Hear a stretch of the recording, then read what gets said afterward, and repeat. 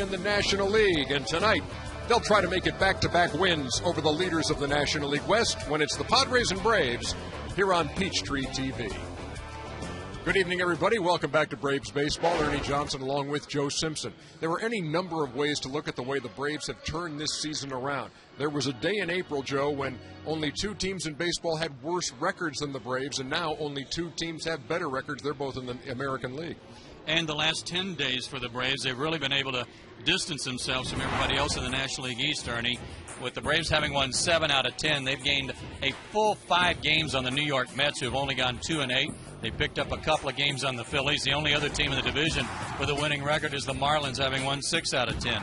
The last time the Braves enjoyed as much as a 6.5 game lead in the division was back in September of 2005, which also coincidentally was the last time the Braves were in the playoffs. They have a chance tonight to make it 2 in a row over another good ball club, the Padres. And that lead, 6.5 games, is the biggest in any division in baseball. There is a roster move to report tonight. For the first time since he collided with Jason Hayward on June 9th, Nate McLouth is ready to go. He'll bat 8th tonight and play center field.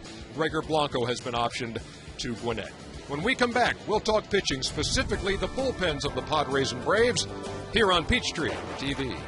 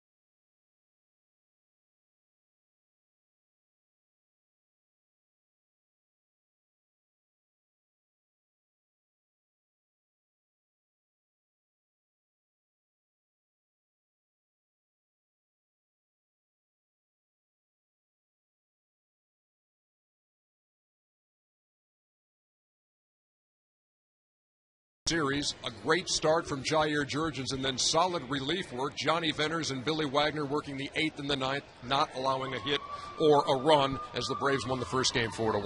Well, you know what, Ernie? The Padres have what is widely considered the best bullpen in baseball, and their numbers do back it up. But take a look at Atlanta's numbers when you're talking about having leads and protecting leads late in the ballgame. Leading after 7, the Braves actually have a better mark, and the same mark as the Padres when leading after 8. Yeah, their ERA is a little bit higher, but for all the talk about the Padres bullpen, the Atlanta bullpen among the best in the National League and in baseball too, and that's one of the strengths of the team. Enough about the bullpens. How about the starting pitchers tonight? For San Diego, it's going to be John Garland, who is looking for his 10th win, and Tommy Hanson looks for win number 9. It's the Braves and the Padres playing game 2 out of 3 here on Peachtree.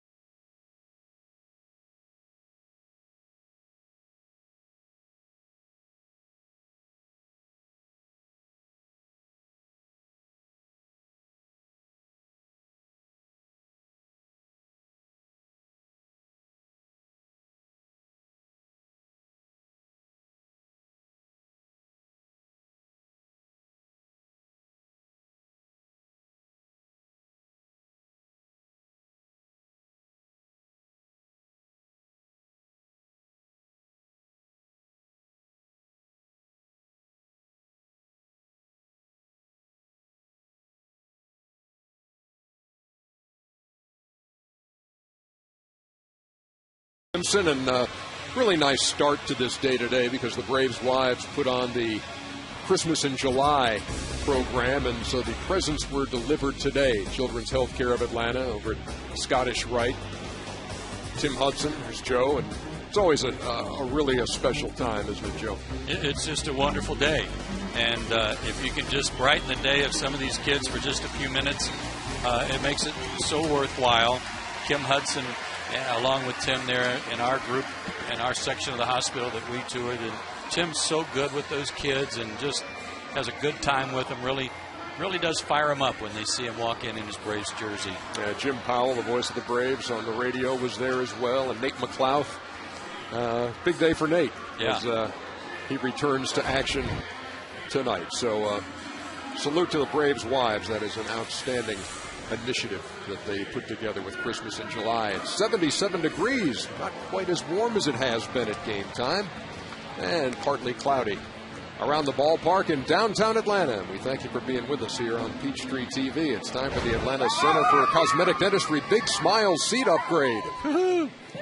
Some lucky fans are upgrading their seats. We'll keep watching to see where the new seats are located. It's sponsored by the Atlanta Center for Cosmetic Dentistry. That is reason to get excited, to show up at the ballpark, and all of a sudden... Well, JJ usually does that, but he got so excited giving those tickets away about a week ago. He broke his foot. Yes, he did, as a matter of fact, and he is on the mend and will return sometime soon. Here is the batting order, brought to you by Stone Mountain Park and Evergreen Marriott Resort. For great getaway packages, visit StoneMountainPark.com. Jerry Hairston hits leadoff again for San Diego. Yorvit Torrealba does the catching and hits second. Then it's Adrian Gonzalez, Chase Headley, Krista Norfia, who went deep again last night. He's been hot. Will Venable plays right field, just recalled from the minor leagues. Tony Gwynn in center, Everett Cabrera at short, and John Garland on the mound for San Diego. And Tommy Hansen on the mound for the Braves, looking for his 9th win. His ERA still up over 4. Maybe he can get it under 4 tonight. But his last 7 games have been very inconsistent. He's gone 2-3 with a 5.11 ERA, 46 hits in his last 37 innings of work.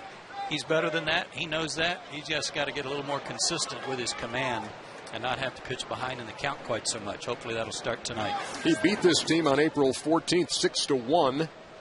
Pitched 6 innings, allowed a run on 4 hits. And here's the first pitch to Jerry Hairston, which misses. Hairston did not put the ball in play last night. Couple of walks, couple of strikeouts out of the leadoff spot for San Diego.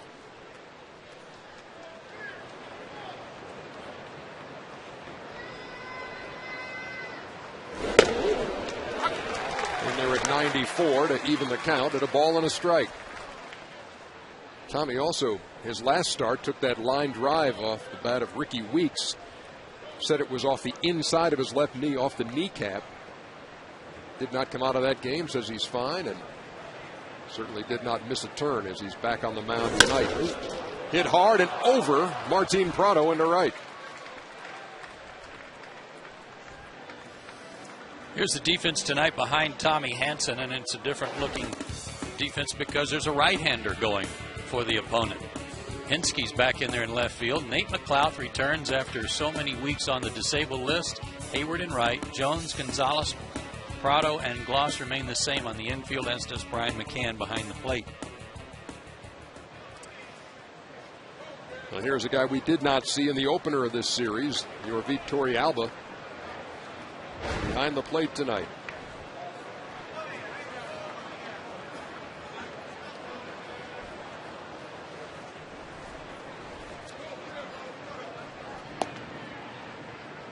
The Padres like to run, they like to hit and run, they like to manufacture.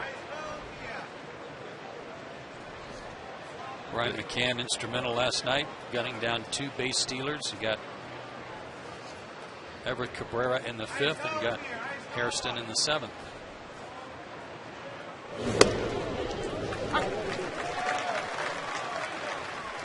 No balls and a strike to the Padres catcher. Yeah, they come in with 79 stolen bases, and Brian nabbed a couple last night in the opener. They've got the leadoff hitter on tonight in Jerry Hairston. Fly ball Shallow right center, Nate McLeod with his first chance. First chance, and made sure that Jason Hayward heard him as he was calling for that ball. Here's Brian's work last night. A couple of real good throws that made it not easy, but a little easier for Alex Gonzalez to apply the tag. And wouldn't you know, it's just sort of the way the baseball gods see it. You come back after missing that much time, 33 games, and the first ball you see is into right center field. So one down for Adrian Gonzalez. I know I would have been screaming.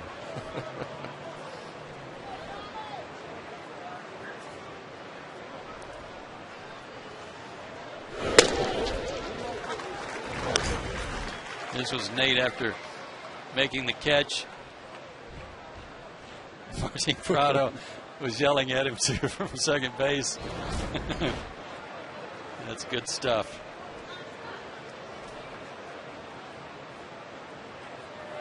Runner going. They pitch out. McCann with the throw. And they swipe this one.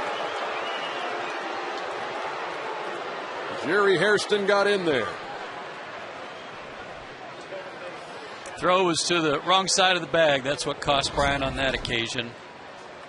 Braves guessed right. Brian jumps out there, but his throw to the third base side of the base made it difficult for Alex to get the tag down in time. Still almost got there. Good call, though, out there by Dan Iasonia.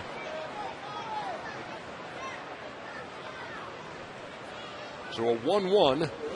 The Padres power hitter, the only guy in that lineup with double-digit home runs. He's got 20. Held in check last night. 0 for 3. Reached on an error by Prado and also reached on catcher's interference on McCann in the 8th. I know it's early. It's only the first inning. But I wouldn't let this guy drive in a run. He's got 60 RBIs on the year. They don't have anybody else on the team with more than 35. And you can see that he's very good in this situation. With first base open, I wouldn't give in to him.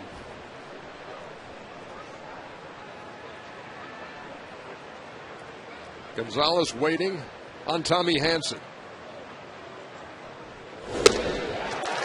And he struck him out. 2 down. And he didn't give in. That ball was probably a good 4 or 5 inches off the plate, and he got Gonzalez to chase it.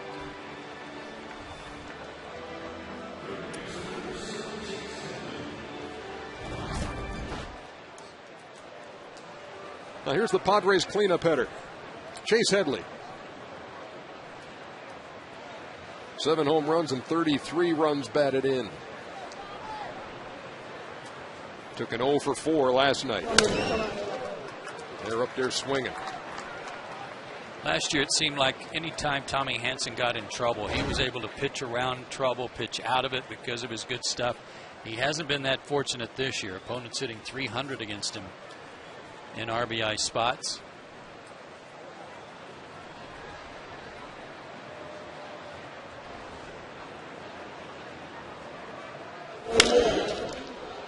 Fly ball, shallow left, long run for Eric Himsky, and he makes the play. No damage from a leadoff single. We're going to the bottom half of the first.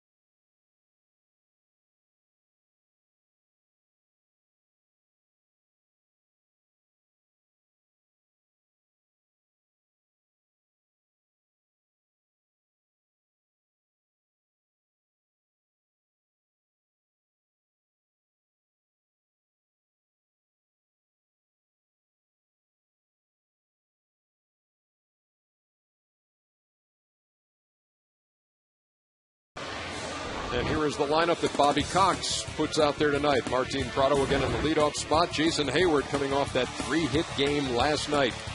Chipper Jones back in the lineup for the first time since tweaking that hamstring on Friday. He starts tonight. Ryan McCann behind the plate.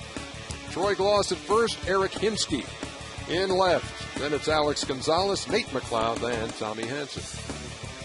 And they'll face John Garland, longtime veteran in the big leagues, 9-6 on the year. Got off to a slow start, but had a great month of May. Went 4-0 with a 1.85 ERA. That included a 6-game winning streak between late April and late May. Against the Braves, however, in his career, 2 starts, 8 1/3 innings, 21 hits, 13 runs, a 14 ERA. Not so good in starts for both Chicago and last year for the Arizona Diamondbacks. He will walk some hitters. Prado swings at the first pitch and hits it to right. And Will Venable makes the play, 1 down. And the rest of the Padres defense behind Garland, who gets an out on 1 pitch. We'll tell you about those guys in a minute, but Will Venable just back from the disabled list for the Padres, and they've missed him. The guy who wears the Braves out. Garland has struck out 74 hitters. He has walked 49. And the Braves are a patient team for the most part, working some deep counts. And they still lead the National League in bases on balls. They've drawn 380. Tampa Bay leads baseball with 394. The 1-0 to Jason Hayward. Boy, did he hit the ball crisply last night. Every time up.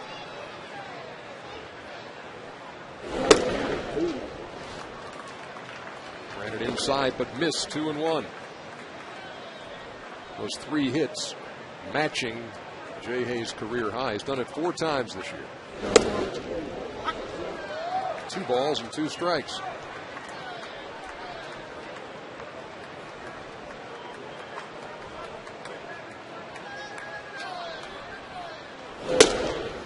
Garland, mostly a sinker slider guy, throws in the low 90s.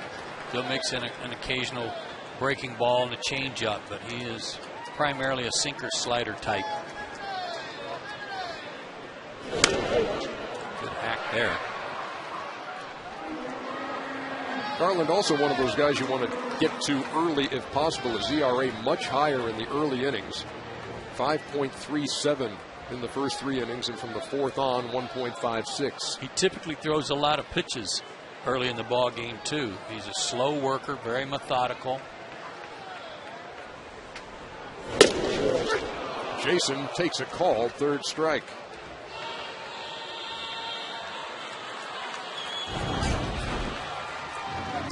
Jerry Meals with the balls and strikes. That ball seemed to back up.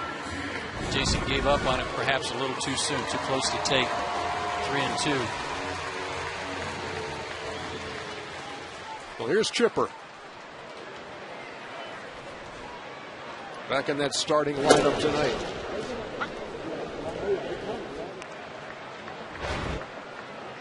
Chipper's back, and Bobby's back too after sitting out his 1-game suspension.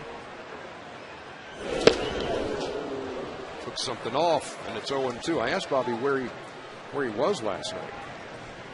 His quote, around. I was up there sometimes. I was around. Okay, that's as specific as he was going to get. Very frustrating for him, I'm sure. That's an easy 1-2-3 inning for John Garland. Couple of strikeouts in there. We're going to the 2nd. Here on Peachtree TV.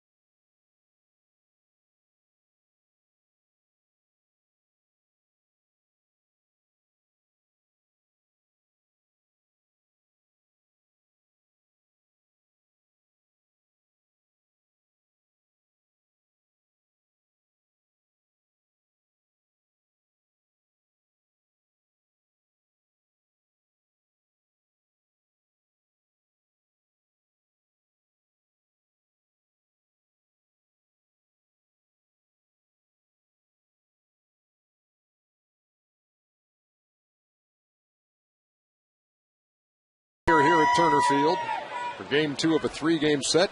And there's your more traditional garb between the Braves and the Padres. And Chris Denorfia will lead things off for San Diego. Braves have some ticket promotions for 2-for-1 Tuesdays, 2-for-1 Wednesdays. That looked like Wahoo Wednesday. As a matter of fact.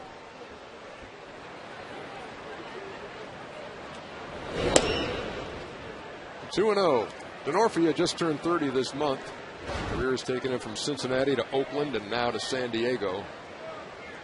Really finding his stride with the Padres.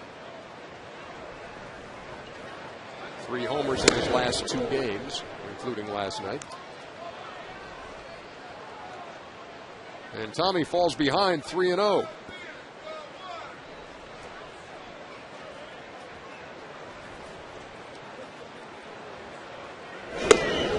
Taken all the way, 3 balls and a strike. One of the things to watch tonight for Tommy Hanson, especially when you can see him pitch from our center field camera, is his line to home plate. And if he's straight to the plate with his mechanics, follow through, he'll be tough. That is 3 miles high in foul territory and right on the line. Chipper makes the play. Fair ball. 1 down. At times, Tommy has a tendency to fly open and fall across his body a little bit toward first base and kind of pull himself away from his straight line. And he has a little trouble with his command when that happens. So when you're saying, when you're watching at home, if you see him coming straight at you, then that's what he's at his best. When his stride and follow through are more directly lined up to home plate as opposed to first base, that's when he's at his best. Facing Will Venable. First game since being called up. They put David Eckstein on the disabled list. That right calf strain that happened in the first inning last night as he tried to score on Melky Cabrera. And he said he felt it a couple of strides before he made the turn at third. And they will miss him. Just a lot of intangibles he brings to this club. No doubt. In addition to physically what he does, hasn't made an error. Right. Lots of experience and just leadership that you can't replace. Venable waits on a 1-2, and he hit it.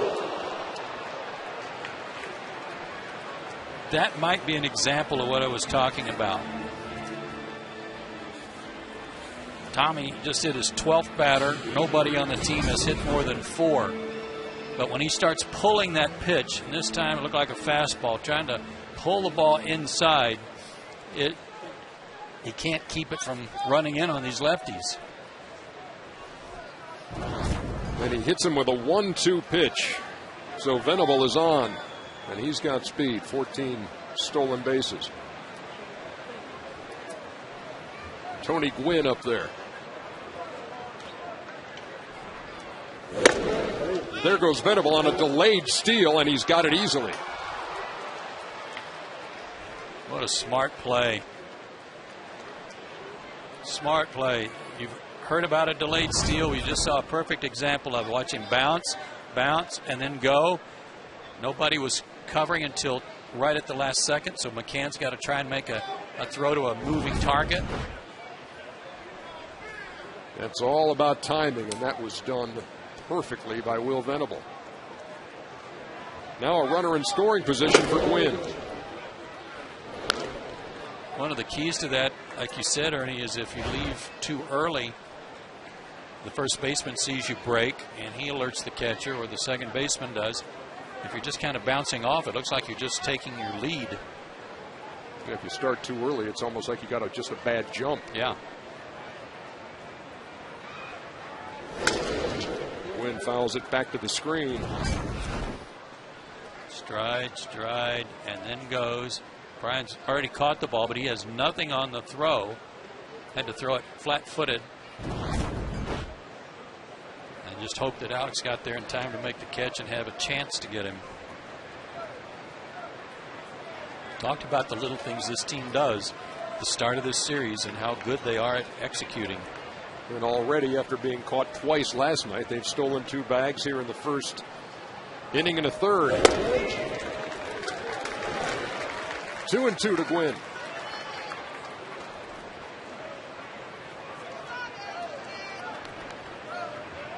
He had a hit, reached on an error last night. But Black, the manager, just rewarded with a 3-year contract extension.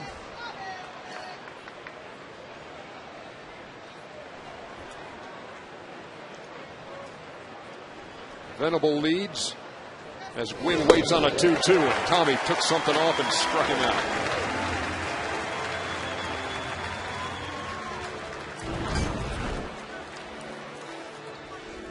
Here's his good curveball. Pitch he doesn't use as much as his slider, but sure is effective. Tommy averages 9.14 strikeouts per 9 innings. That's tied for the 4th highest mark in the National League.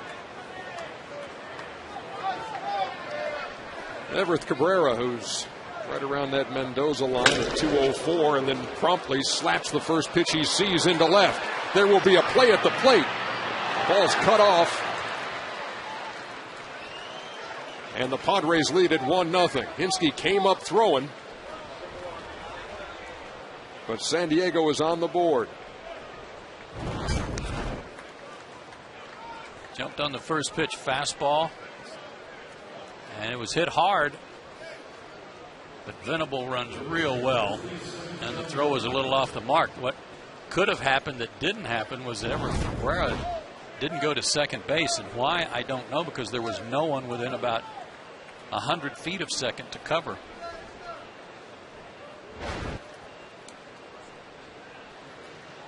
So the Padres score first here in the second, and John Garland stands in. 6 out of 31, 194, has knocked in a run. He bats with 2 down and a runner at first.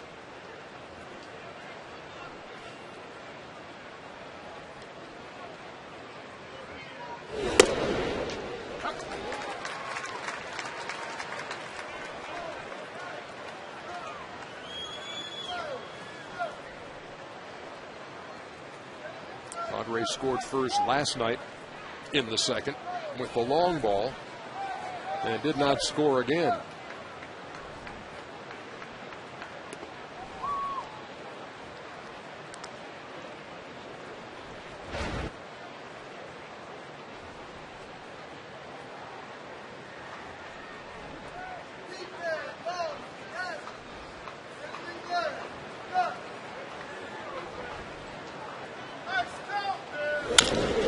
A 1-2 is lined into left.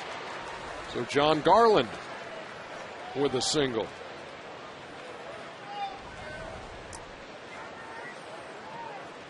The 8 and 9 hitters with back-to-back knocks. 46 hits allowed in 37 innings over his last 7 starts for Tommy Hanson coming in. And a 5.11 ERA. A lot of inconsistency, but there's, I mean, in all honesty, guys like Everett Cabrera and John Garland shouldn't be hitting the ball hard off Tommy Hanson.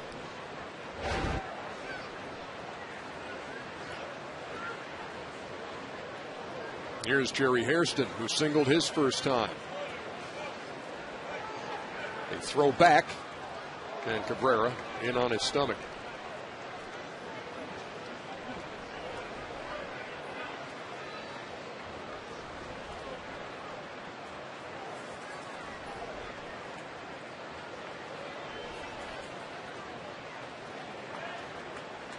Hairston has knocked in 35 runs, 7 home runs.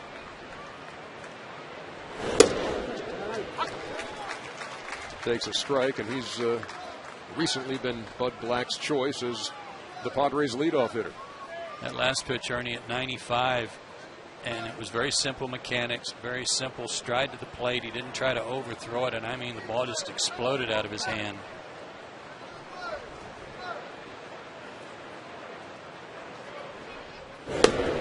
This inning started on a 1-ball, 2-strike pitch that hit Venable, remember, when he tried to overthrow and overcook that fastball in.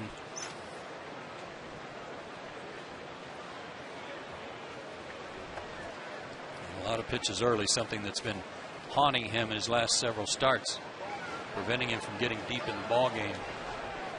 This is his 22nd pitch of the second.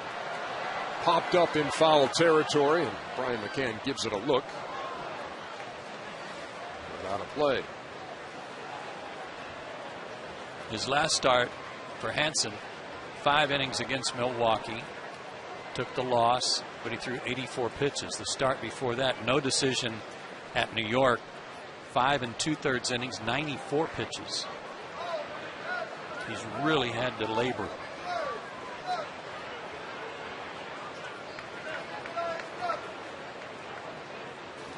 The Padres have scored once here in the second. Got 2 runners on, 2 out.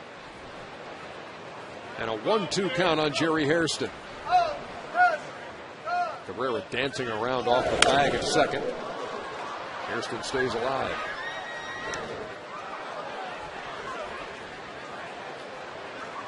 Tennis great Andy Roddick here tonight threw out the first pitch. Made a good pitch to Billy Wagner. And this is a guy who can uncork serves of about 145, 150, and he threw a fastball to Wags too.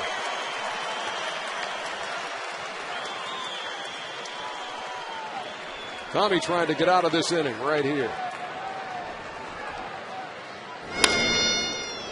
Over Prado into short right. Hayward on. That falls. And another run will score. 3 straight hits.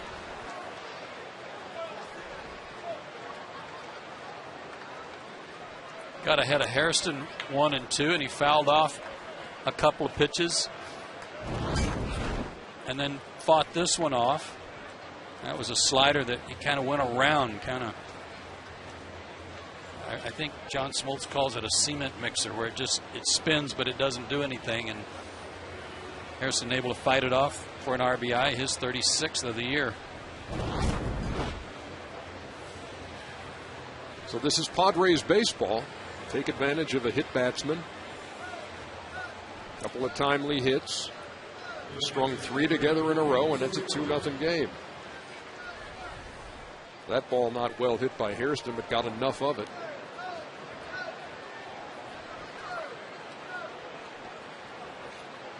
Now here's Torey Alba. He's hitting nearly 500 with runners in scoring position this year. 19 for 39. It's a 487 clip. He loves the first pitch.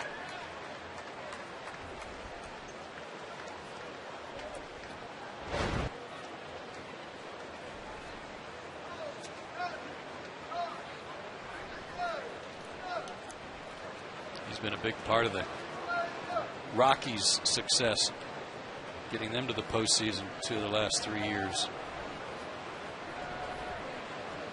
There you go. Tommy jumps ahead 0-2.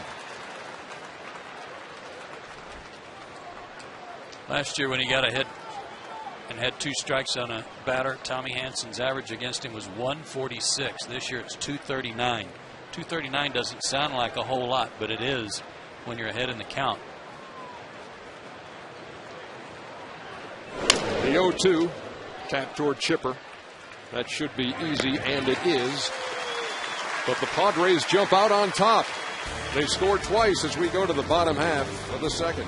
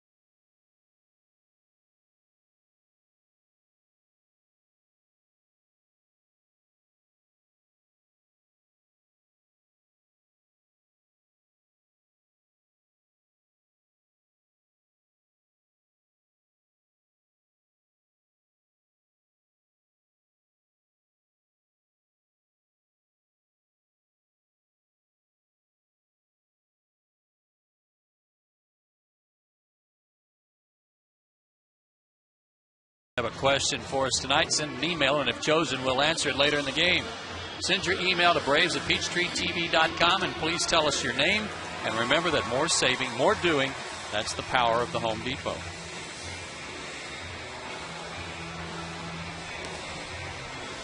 Another good crowd here. Had over 30,000 last night. And they'd like to see an early Braves rally here after San Diego put 2 on the board in the second. John Garland had a good start. Fly ball to right out of Martin Prado and a couple of strikeouts. Hayward looking and Chipper swinging.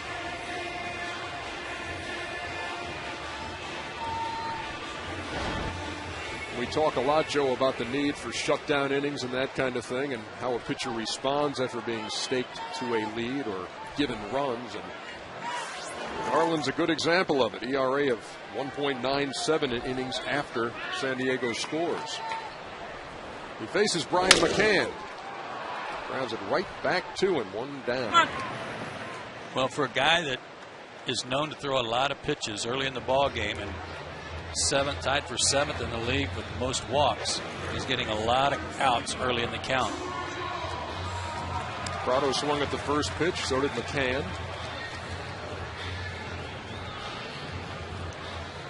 And here's Troy Gloss, who is due for a long ball.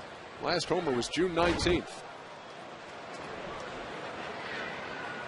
Has 14 and 59 runs batted in. And it was really against San Diego in that April series where he started to get things going a little bit. And Bobby Cox said he liked what he saw of his swing. He had a big 3-run homer in the game that Tommy Hanson won in San Diego.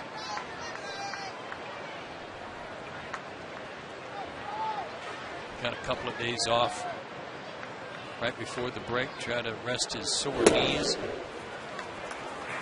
then had the break, so that helped. Not a lot of hits against Garland, but the ones he has are long ones.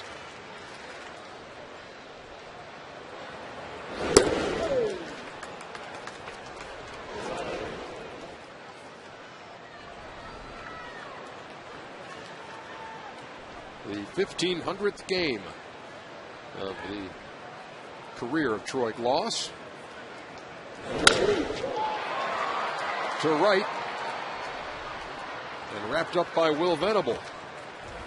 2 down. 5 up and 5 down. And here is Eric Hinsky. He's got the most at-bats of any Brave against him. He's 14 out of 38. 3 home runs. Seen him a lot in the American League, and he sees him here as a Brave against the Padres.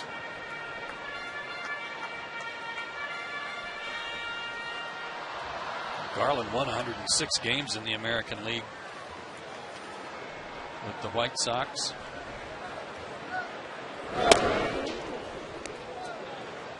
'06 and '89. Not all of that with the White Sox. He was a 14-game winner with the Angels in '08. Last year split time between the Diamondbacks and the Dodgers. Ran that one inside, but missed 2 balls and a strike.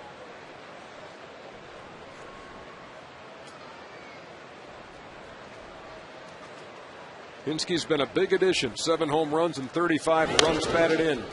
Played some outfield, played some first base. Getting the start in left tonight.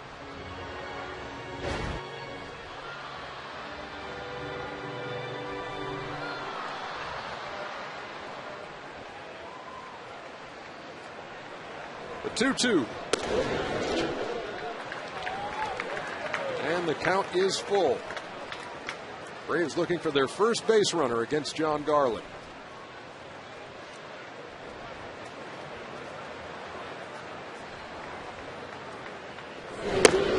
And there he is.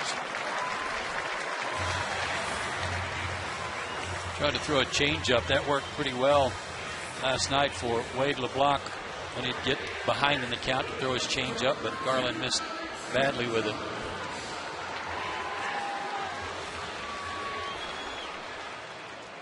Alex Gonzalez 2 out of 6 in his career against Garland with a home run.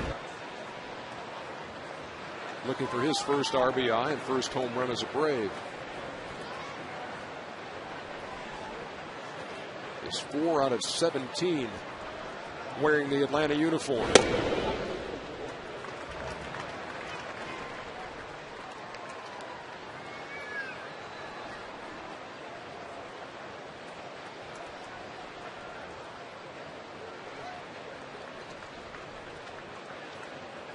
Hinske leads from first.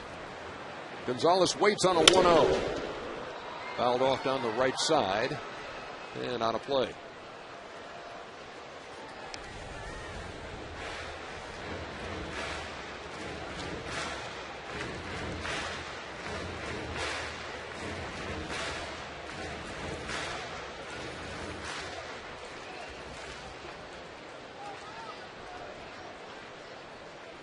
Keeping an eye on Steven Strasburg as the night goes on. He's pitching tonight at Cincinnati.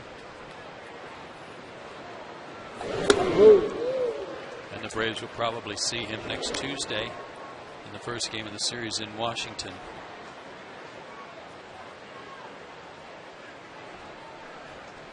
Phillies have the night off. They've been struggling.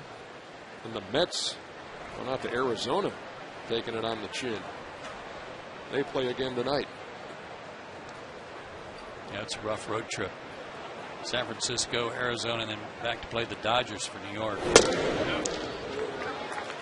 3 balls and a strike. So after 2 quick outs, a walk to Hinske, and now a 3-1 count to Gonzalez.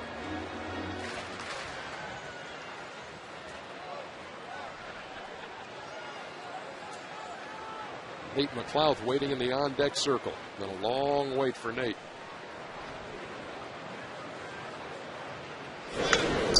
Ooh. A hanger that was a little high, and Garland lucky he got away with it. Maybe the fact that it was high was the only reason he did get away with it.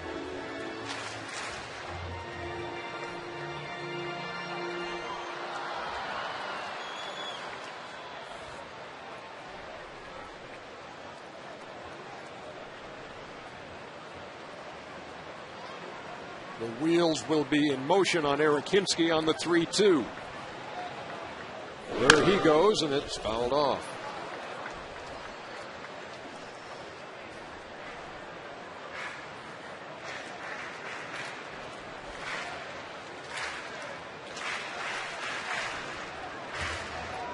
Kind of a roller coaster year for Garland after the 6 straight wins from April 21st to May 25th. Lost his first 3 in June. He's going 3-1 in his last 5. Hinske again on the go. Tapped over the mound. Will he get him? Yes, by a half a step. Nice play, Cabrera.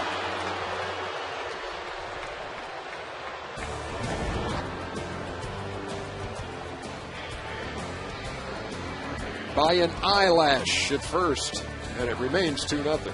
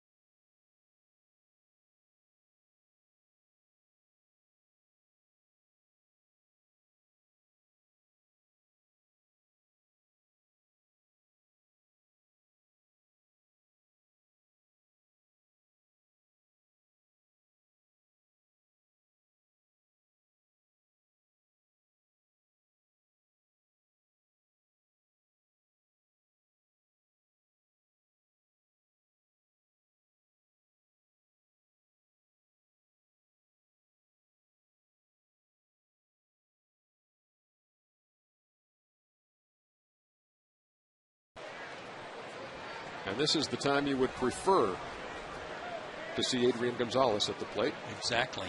Those, by the way, the recipients of the Big Smile Seat Upgrade, sponsored by Dr. Deborah Gray King and the Atlanta Center for Cosmetic Dentistry, the place in Atlanta to get a beautiful smile. Gonzalez leads off and taps first to the pitcher. One pitch, one out. Tommy could use a quick inning here.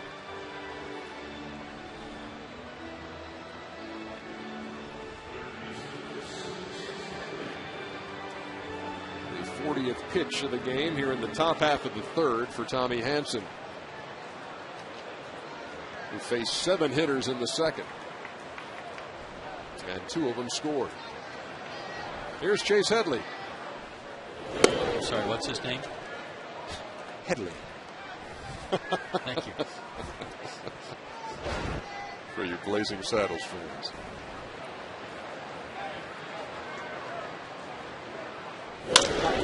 That ball's hit like a rocket to center. Nate McLouth back, won't get there. One hop off the wall. He's at second and will stay right there.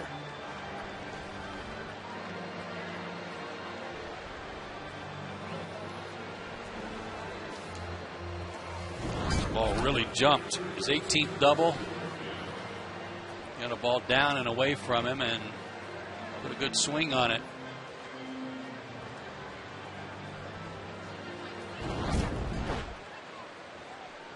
So out of the stretch again for Tommy. And he'll face Chris Denorfia, who popped a chipper his first time.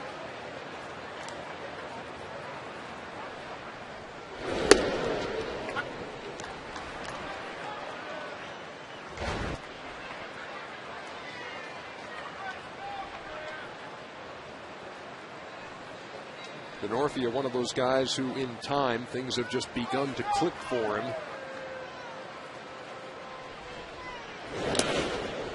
That's not by Brian McCann to keep Headley at second.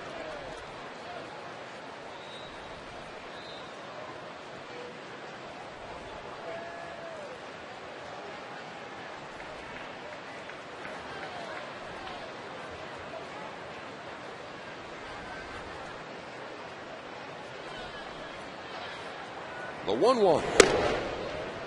Stairs, 2 balls and a strike. See how that ball's coming out of his hand on the slider? He's not on top of it, pulling it down. He's under it, and it's coming out of his hand just a little sideways. Again, the cement mixer. Hitter didn't offer at it because it was up and out of the zone.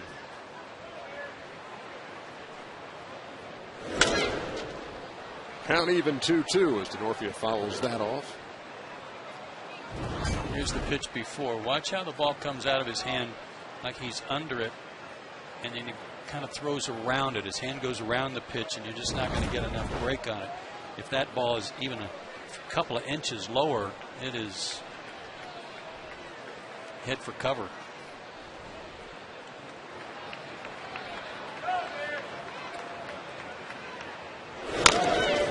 Tap towards short. Chipper cuts it off and throws him out. 2 down. Runner moves up.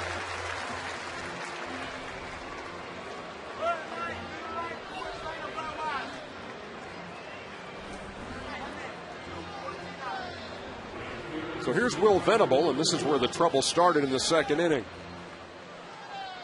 After Tommy had gotten Denorfia to pop up, was ahead in the count 1-2, and then hit Venable with a pitch. Later came around to score.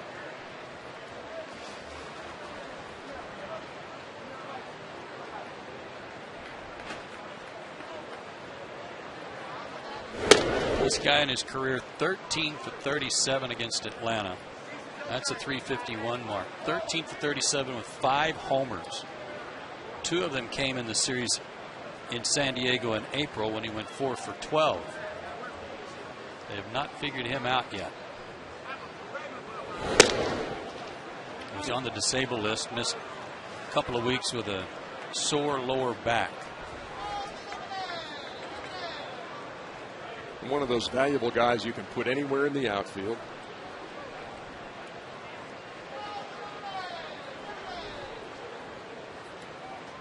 50th pitch of the night for Tommy Hanson. Took a bite out of McCann.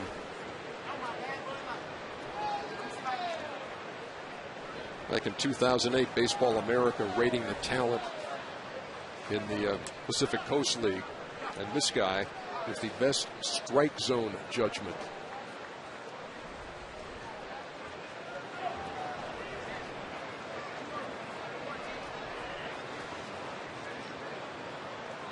He's waiting on a 2-1 from Tommy Hanson.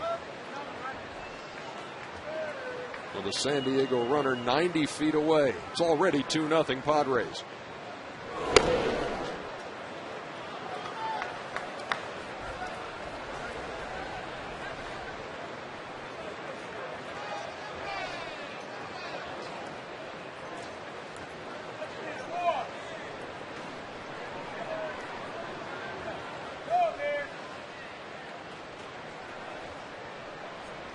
Dangerous pitch, 3-1.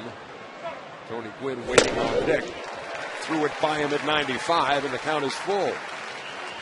That had some action on it, too. Had some movement. That runner at third represents the third run of the game for the Padres. They've only lost 2 games this year where they've had as much as a 3-run or more lead.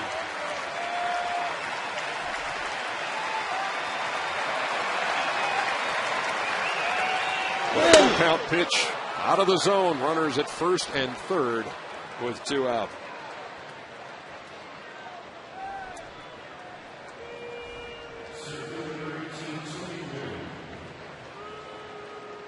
A disciplined hitter in Venable.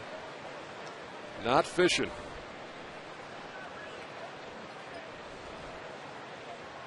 Now here's Tony Gwynn, who struck out his first time. And he bats now with runners at first and third.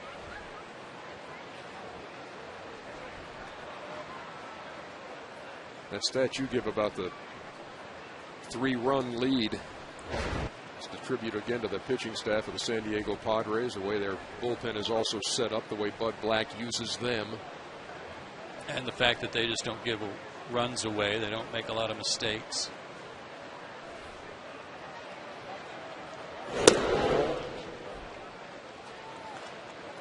Virtually every one of their base runners that is a stolen base threat, and they are second in the league in stolen bases, assumes kind of the same stance over there at first. It's not a side-by-side stance. It's almost like they've got that right foot dropped back a little bit, almost like they're coming out of the starter's blocks.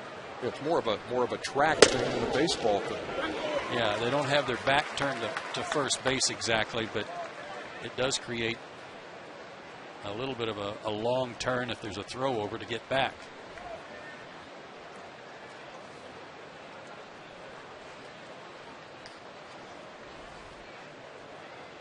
They stagger their feet, make it easy to make the crossover step if he is running. Throw over, and he's back. Venable stole his 15th base earlier. And if you missed it, it was on the perfect execution of a delayed steal.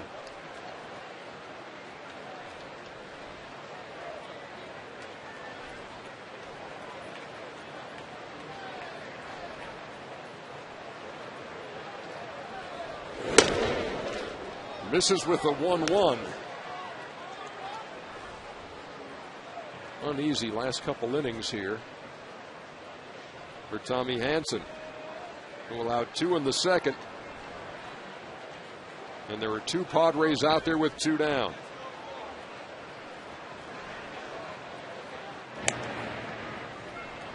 You know, that delayed steal used to be something you'd think guys who don't have great speed, it was one of the things they would use to get a bag every now and then. Venable's got some pretty good wheels, but also just a great mind for the game and base running technique.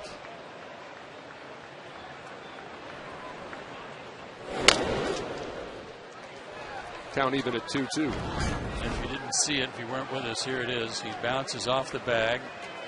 Defense doesn't know he's going until it's too late.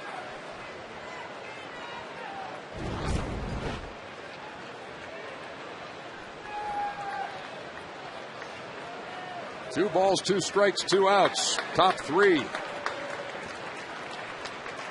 San Diego trying to add to a 2-0 lead against Tommy Hanson.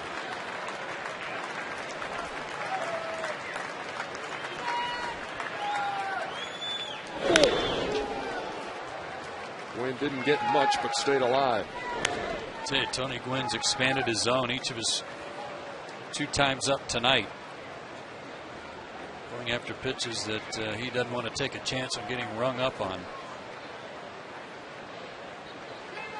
Actually, an equal number of strikeouts to walks on the year, 36.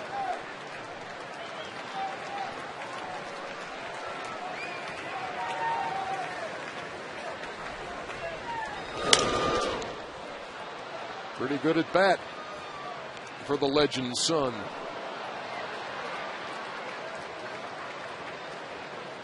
Mentioned that Tony Jr. has had 2 inside the park home runs this season, 2 of his 3. Tony Gwynn has 2 inside the park home runs in his career with the Padres. Gene Richards, the only other guy with 2 in a season. Only Gene could run. Wow. Once again, the 2-2. Lined over first, but foul. This is an extended at bat, much like what happened with Hairston when he got the RBI single in the second.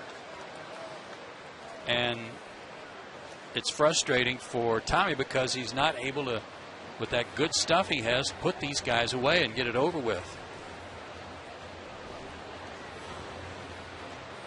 Again, Tony's swinging at pretty much anything he throws up there right now, as long as it's somewhat close. And maybe that's what Brian went out to talk to him about.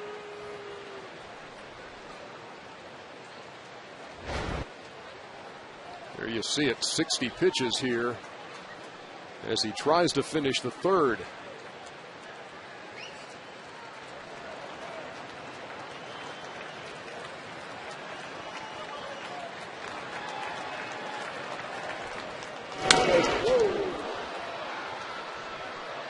This broadcast, of course, going back to San Diego on their network, and I'm sure his dad is sitting at home loving every pitch of this at bat, watching his son battle to stay alive until he gets something he can handle.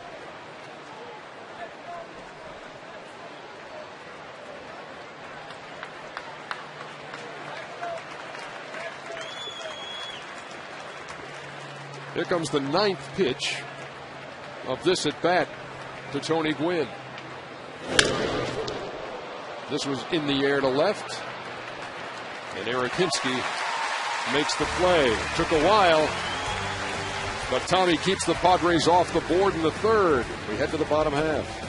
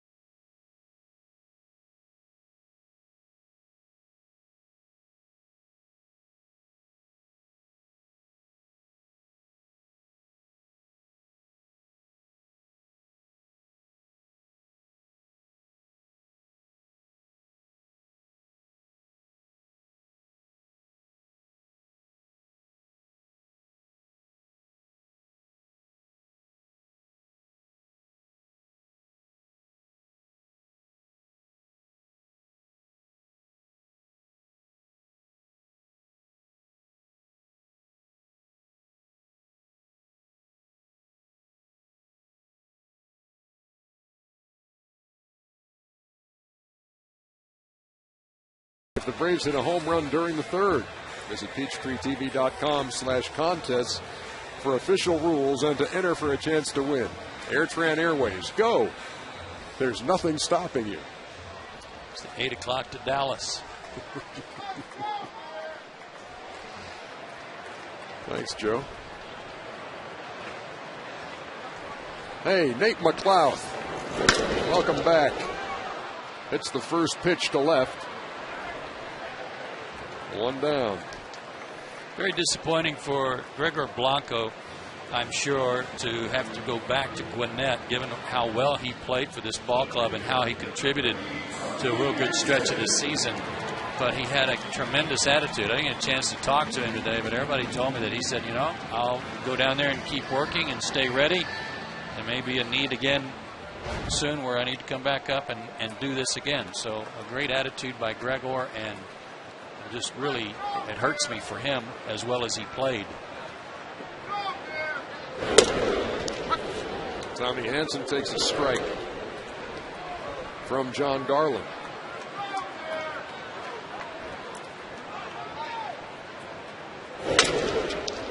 The second. 3 pitches and 2 outs.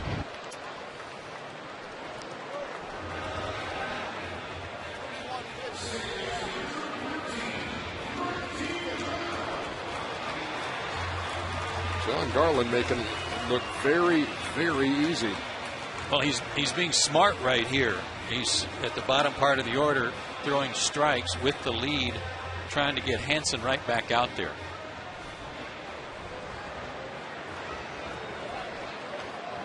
Martin went after the first pitch of the game for the Braves and flied out. Let's see if he takes one here. He did, 0-1. And Garland's got to figure that too. The pitcher trying to catch his breath over there. Throw one down the middle. Now it's 1-1. Garland had back-to-back 18-win seasons with the White Sox, part of that championship team in 2005.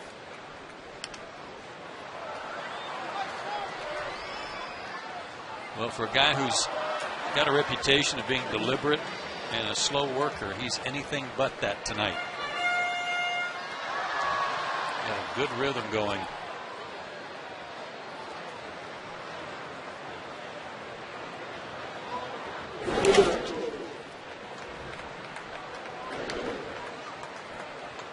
Two and 2 to the Braves leadoff hitter Martin Prado, flying out to right his first time. Braves looking for their first hit. They've only had 1 base runner. That was Eric Hinsky on a walk in the second.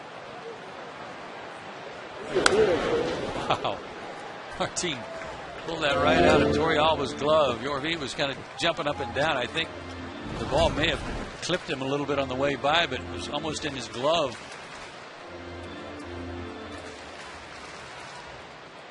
Wow. Right back where it came from. There's your first hit.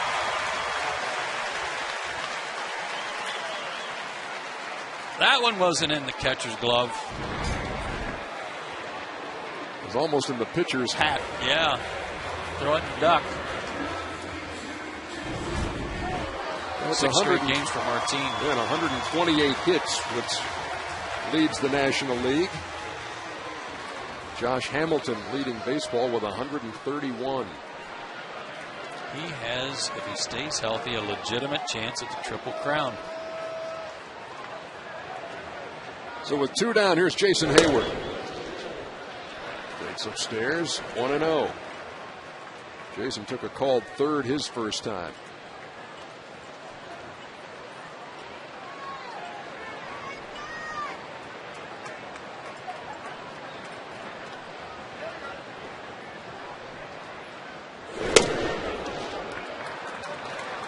Two balls and no strikes to the guy who had 3 hits last night.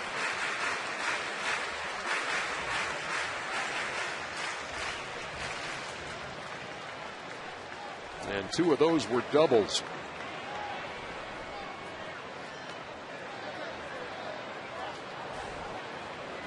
Prado away from first. Another base hit up the middle. Prado chugging toward third. He's in there, and Hayward to second. Beats the throw.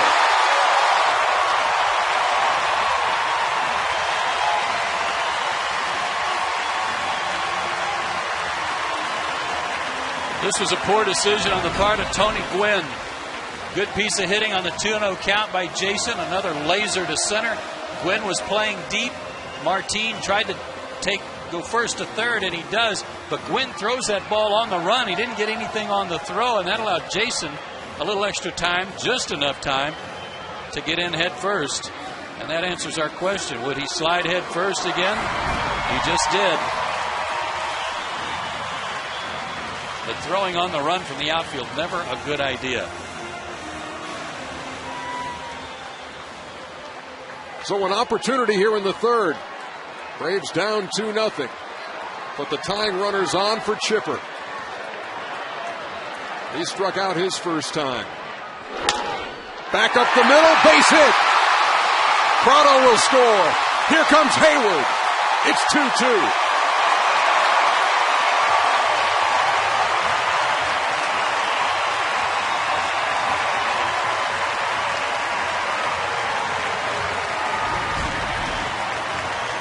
Two-out lightning for the Braves. Chipper hit this one right off the end of the bat. Garland tries to make a skate save, but it gets through. And for Chipper, he comes back after missing a few days with a bad hamstring, and he's up to 36 RBIs. Big hit right there.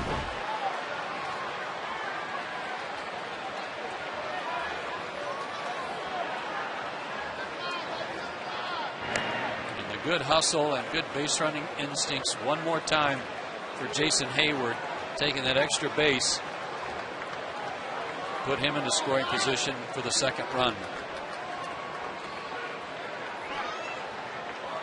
McCann up there with Chipper on. It's almost like, Joe, almost like a change of philosophy even. The second time through the lineup, he didn't see anybody going up the middle in the first time around. Fly balls to right field, couple of strikeouts, couple of groundouts.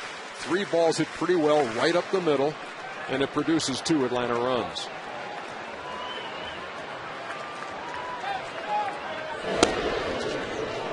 Was just a sliver from getting out of this inning on that foul tip by Martin. Jason saw what Tony Gwynn was doing, throwing the way he did, and saw an opportunity.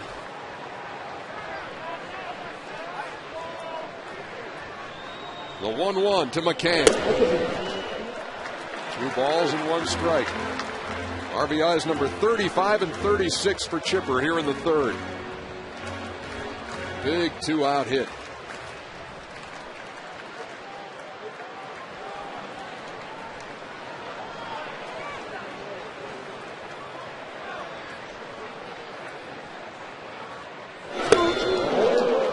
Pulled the string, 2-2. The Padres had 3 straight hits in the second when they scored their 2 runs. Braves have done the same thing here in the third.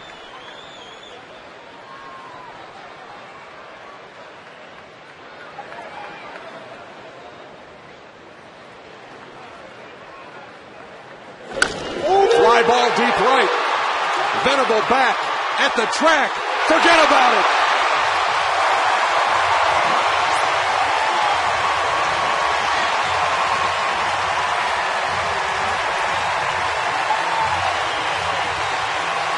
Amazing. And it's just so consistent. You cannot trick Brian McCann thinking you can come in on him. They move the target in, pitches up and in, and not a whole lot unlike the grand slam on Sunday. He gets the hands in and the barrel to the ball. See ya. Time and time again, pitchers and catchers try, and they cannot get the ball by him inside. 12th home run, 45 RBIs. And all of a sudden, it's a 4-2 Atlanta lead. All of this with his hands. His hands have to come in to get inside the baseball so that the barrel can get in the right position. Great recognition. He stays back. He doesn't get out on his front foot and lets the hands work, and that's what gets the barrel there, getting those hips open to help the barrel accelerate. And a pitch after being fooled off speed. But they do it all the time, Ernie, and nobody's learned, thank goodness.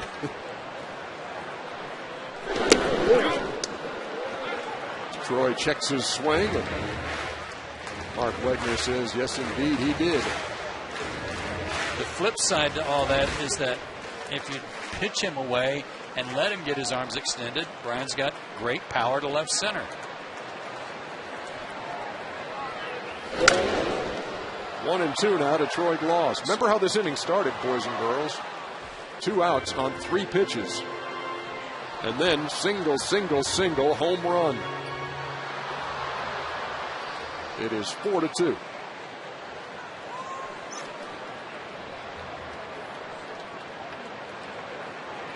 SDN.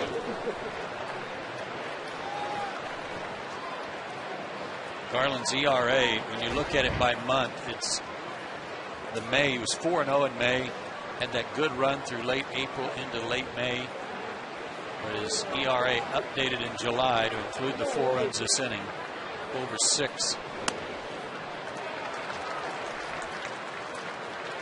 2 balls and 2 strikes.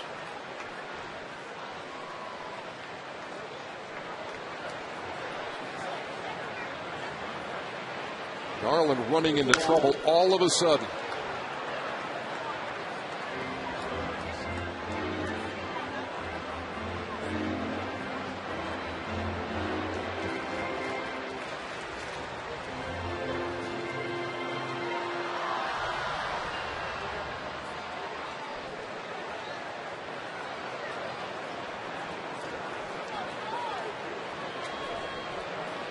The 2-2 to Gloss.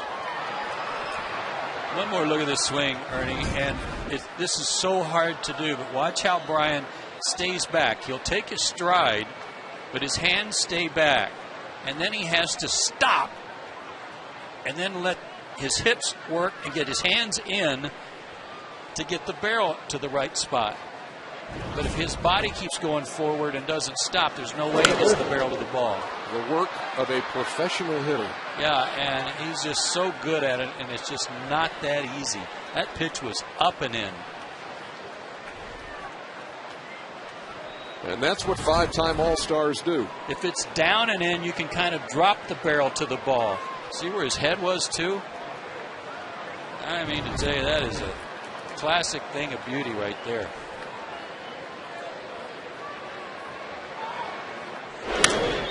Gloss on the ground to short. Cabrera, long throw, and Gonzalez can't handle it. Long hop off the glove.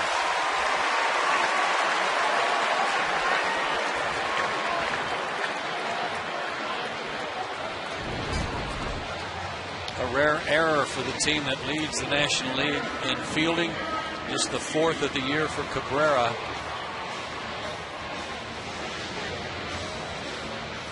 Knew he had time with Gloss running, but didn't get enough on the throw. And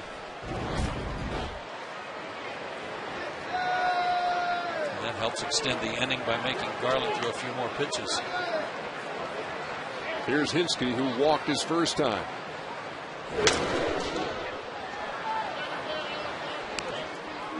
So after getting those first 2 outs on 3 pitches, he's thrown 25 more here in the 3rd.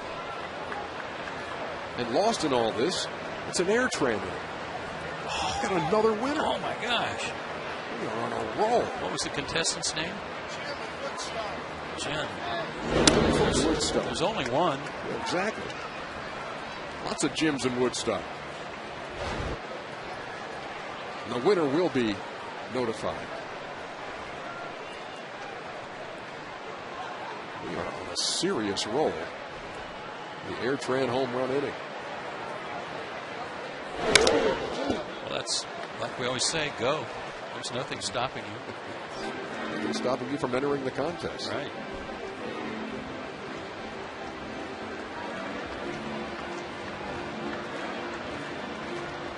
It's like Washington and Cincinnati are 1-1 now in the Strasburg game.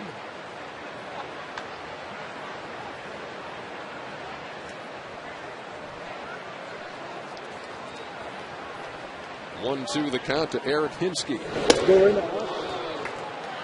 And there is the final out of the third, but not before the Braves do some serious damage. It's been the AirTran Airways home run inning of the game, where tonight Jim from Woodstock, GA, has been selected as the AirTran Airways home run inning sweepstakes winner. AirTran Airways, go! There's nothing stopping you.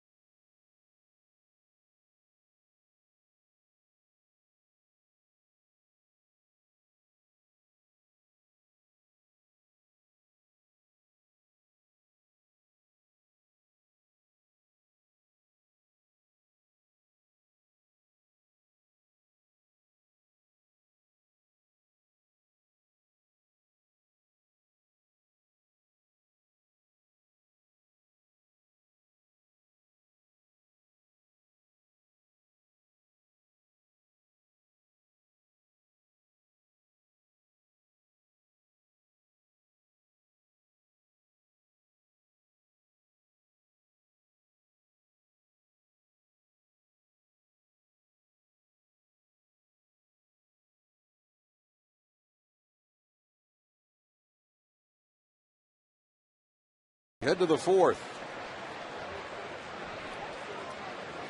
New start for Tommy Hanson now. He's got the lead. Everett Cabrera to start things off. Shows bunt, pulls it back, 0-1.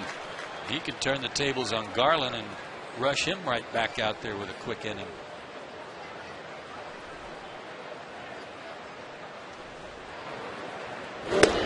Cabrera singled and scored his first time. Knocked in his 19th run of the season.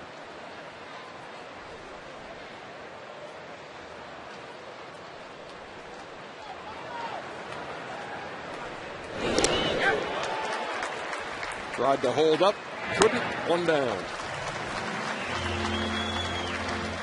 Let us take a look at tonight's leaderboard, brought to you by the Sunshine House, a tradition of excellence in early education. Braves dynamite at home, Joe. 33-12 coming into play tonight. And last year it seemed like we talked all season long about why can't this team win at home? They're not even playing 500 ball at home. They play 500 at home, they might have a chance to get in that wild card spot late in the year. They're playing ball at home like the old Boston Bean Eaters, aren't they? Yeah, the Boston Doves, those guys were good too. Braves 10-0-2 in their last 12 home series.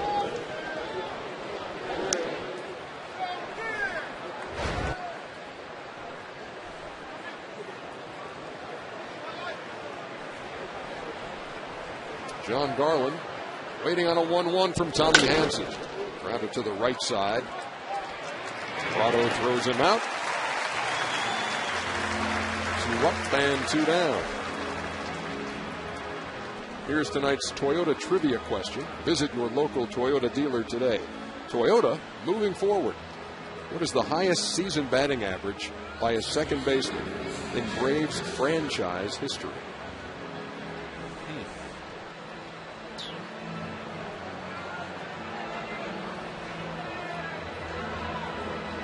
Would this be tied into our All-Star question we had earlier? Braves second baseman who made All-Star teams?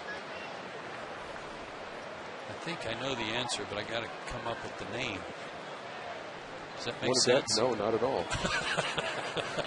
It was very Smoltz-like, as a matter of fact. It was. I've got a picture of it. I have the answer. I just need the name. Yeah.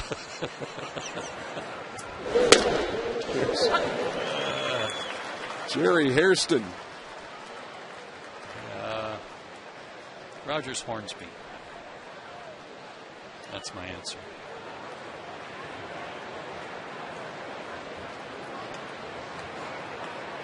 Oh, look out.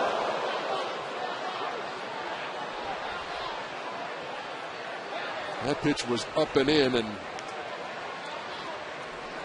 obviously you look at the picture there, that's Jerry Hairston is hurting big time. Hate to see that. Tigers lost Brandon Inge for what's going to be a lot of weeks with a broken hand after he was hit by a pitch a couple of nights ago.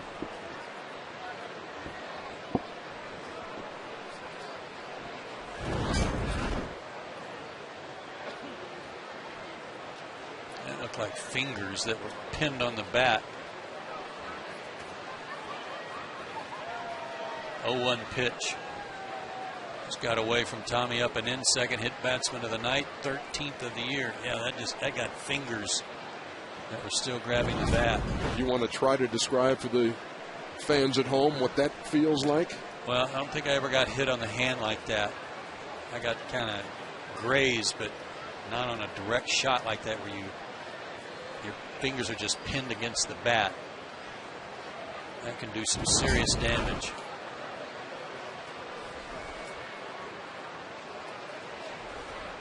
Well, they already lost David Eckstein last night to the right calf strain. Looks like the right hand. And then he fell back and had to catch himself with his left hand. It's the right hand they're looking at.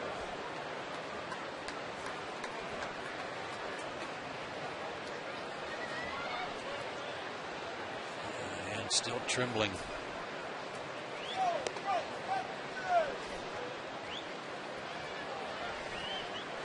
So much in this game can ride on one pitch, one play. Your leadoff hitter going to stay in the game. And you always worry about that too on your throwing hand. Yeah. And I'm sure he'll have to test that out when he comes back out in the next half inning, to see if his throwing is affected. But he's on there with 2 out. And he's putting a brace on his left hand to guard his wrist. He only hit 5 batters all last season. He's hit 13 this year. And 2 tonight. Here's Torey Alba.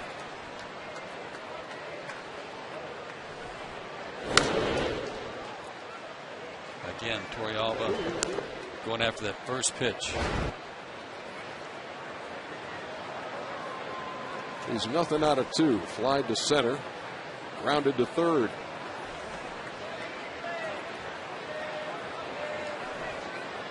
Tommy trying to shut the Padres down after being staked to a 4-2 lead with a 4-run third. Hairston leads.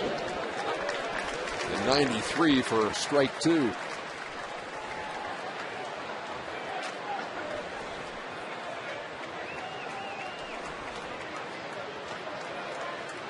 Ahead in the count. Don't have to throw him a strike.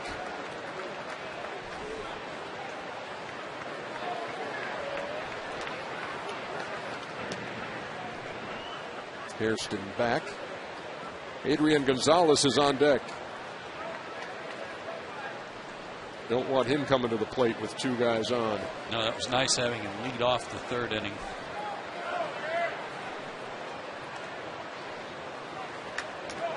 Hansen goes back to work on Torey Alba. 0-2.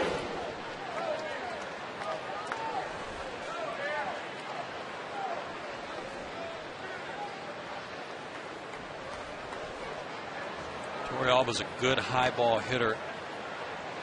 Sometimes in these counts you like to elevate the fastball, see if the hitter will chase a ball up out of the zone, and you might be able to do that with Torrealba, but you got to make sure it's shoulder high or better.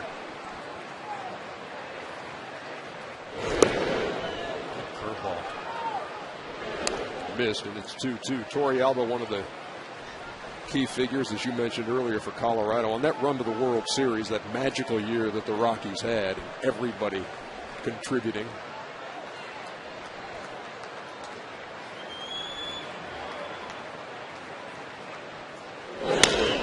On the ground in the hole. Look at Gonzalez. Look at Gonzalez. He got him. Troy held the bag somehow. But what a stop by Alex Gonzalez. Just a brilliant play here and a remarkable stretch by Troy. Well, it was even better than we thought. When we come back, Bud Black may still be on the field talking this one over with Mark Wegner.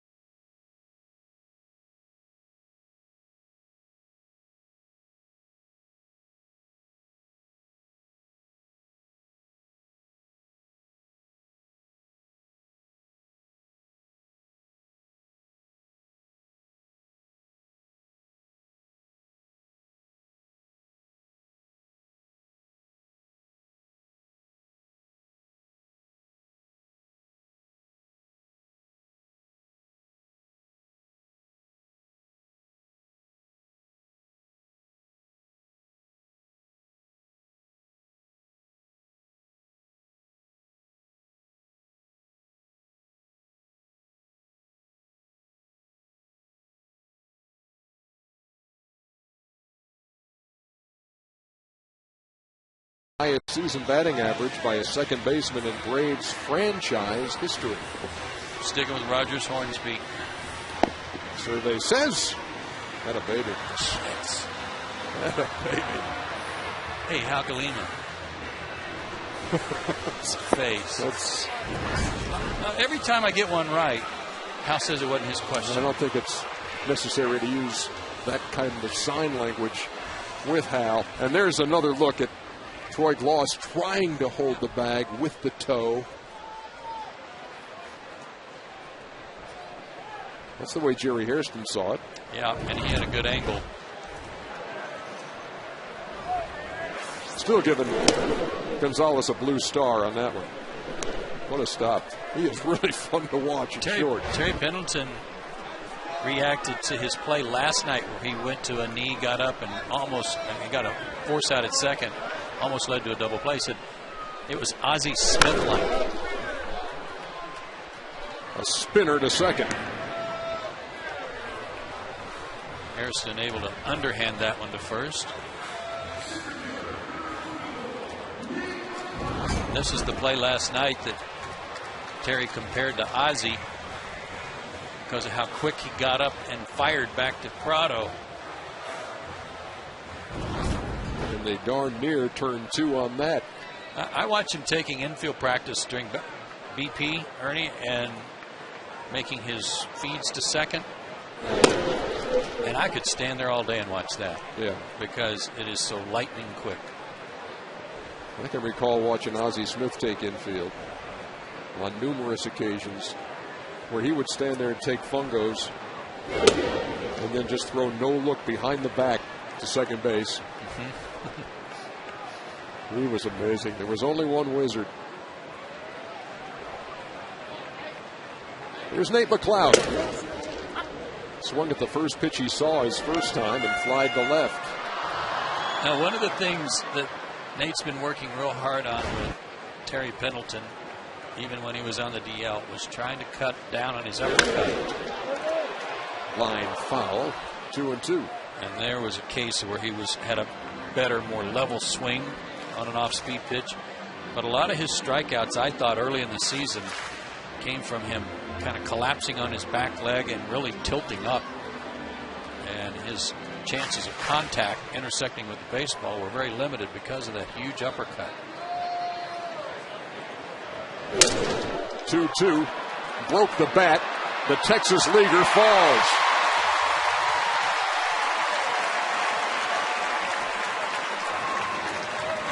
Nate back in action. The bat had to pay a price, but that's all right. Fought it off, and you know what this is.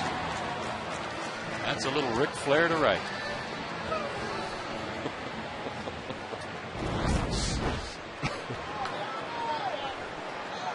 Every camera operator, everybody in the truck. Was that even Hal who was chiming in on that one? Very impressive. Tommy Hanson has already squared. Fouls it back.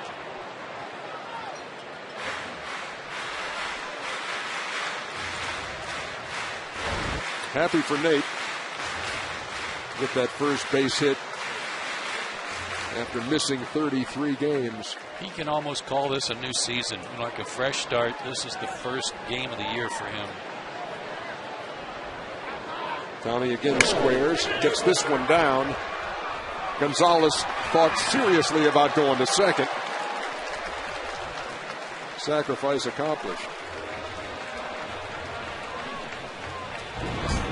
With a slower runner, maybe he has a chance at second. Yeah, this is a good read by Nate, who really took off. He's over halfway right there. And Adrian Gonzalez is a very good first baseman. Has won a Gold Glove, but wisely decided just to get the easy out.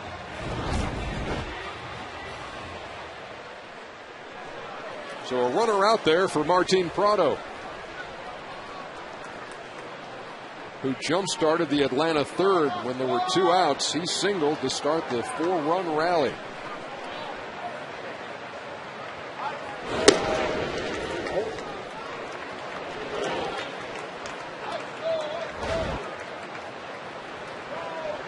In that third, first 2 Braves went quietly, and then Prado, Hayward, and Chipper all singled. Chipper knocking in a couple of runs, and then Brian McCann, a 2-run bomb.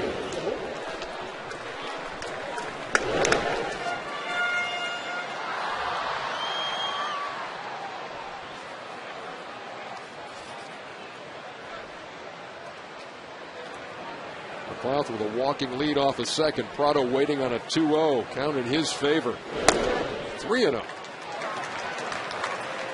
McCann, that home run is only his third in the month of July. It seems like he's hit 20 this month. He's just had a lot of big hits, some of them out of the park. Yep. And just clutch. See if Martin gets a green light here. Have that run in. Jason Hayward waits on deck.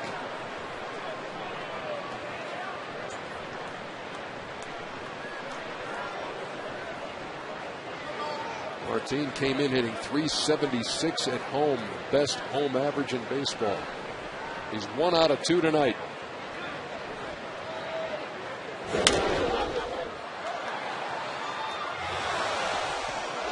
Garland has battled back now to a full count.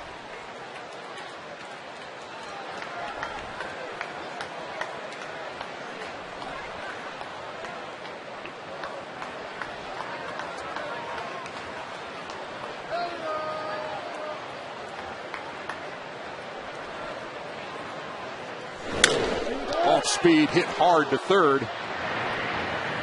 The throw across. The Braves are retired in the 4th. We head to inning number 5 at Turner Field. Braves on top by a deuce.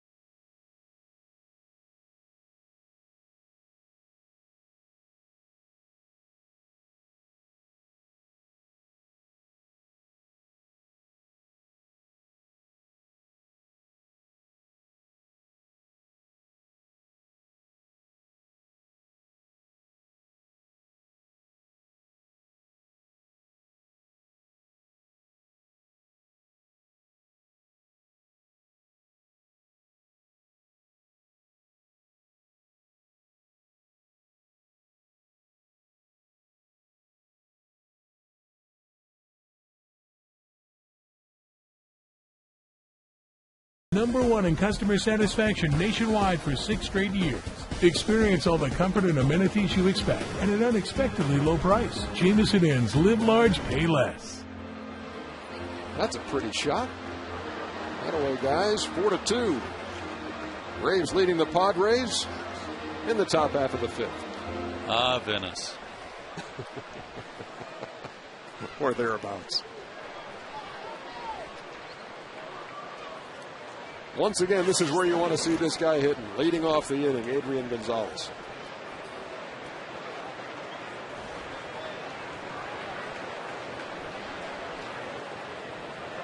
.20 home runs and 60 runs batted in.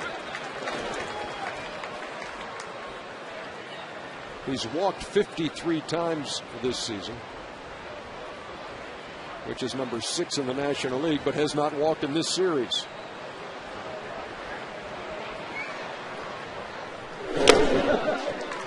And see, I don't understand why he's not leading the league in walks by 50.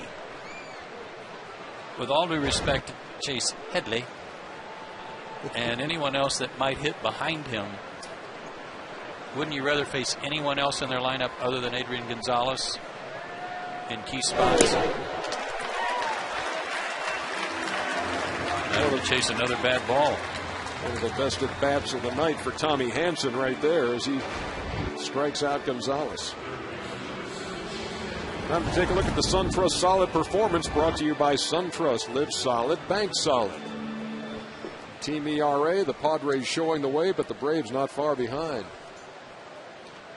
With those first 4 all National League teams leading Major League Baseball. Gosh, how about that Dodgers and Giants game last night? It was crazy. Dodgers got 3 in the first off of Lincecum. Looked like they were going to coast in and wound up losing. A lot of people thrown out of that game, huh? Yeah, and they had one of those situations similar to what the Braves had with the Brewers over the weekend, when you had a couple of guys pitching in tight and you had a warning going out. And then what was crazy is late you see Don Mattingly. He's eventually on there managing the team, and he's talking to Broxton, his closer, in the 9th inning, leaves.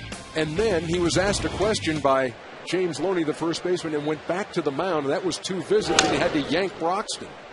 And then George Sherrill came in and gave it up and lost the ballgame.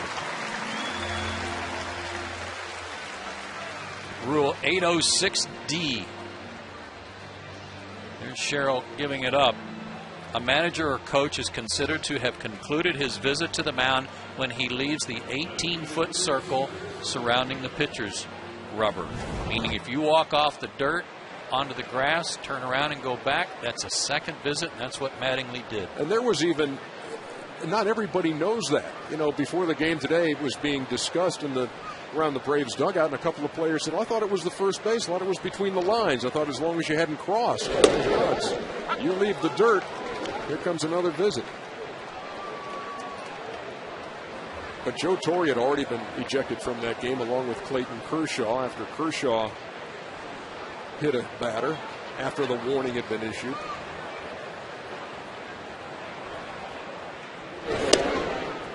Denorfia takes 1-1. But the Giants on a pretty good roll thanks to that mishap last night. They've won 8 of their last 10 and just 3 back of the Padres now.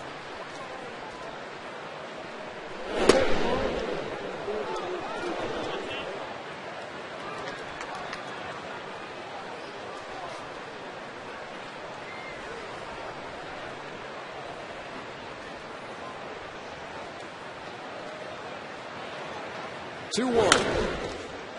It is even. I think I may have said earlier that Philadelphia had the night off. My schedule that I had in front of me didn't have that game on there. Well, your schedule had already skipped over to August. That's what. And so they are playing tonight. But there must be in a rain delay or something. It's been in the first inning for a long time, and it's still scoreless. Yeah, 7:45 in St. Louis. Wow, that baby, 97. Well said. That's it for the Padres in the 5th. 1, 2, 3 for Tommy.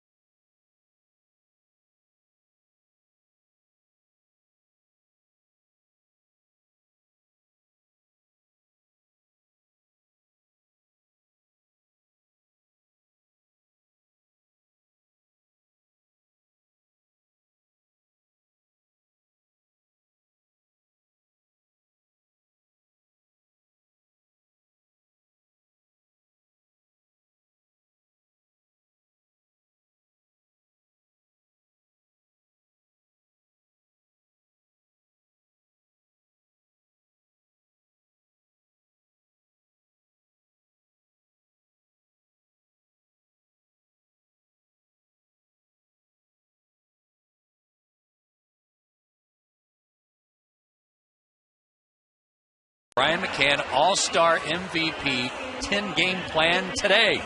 Pick any 10 games for only $16 a game and receive prime seats in the lower outfield pavilion and a Brian McCann jersey t-shirt for a savings of up to 47%. To order, visit Braves.com/McCann or call 404-577-9100 right now. After tonight, 35 home games left for the Braves. 7 with the Mets, 3 with the Phillies, 6 with Florida, 6 with the Nats. Meaningful games in the division.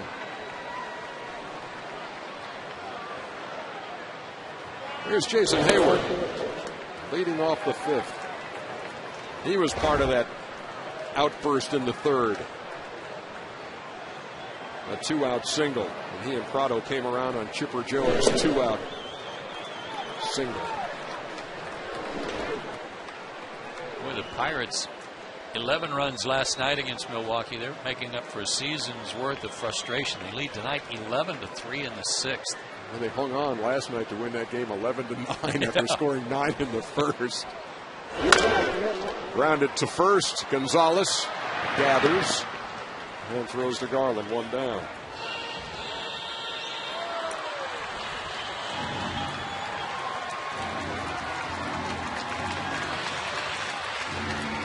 They are underway in St. Louis.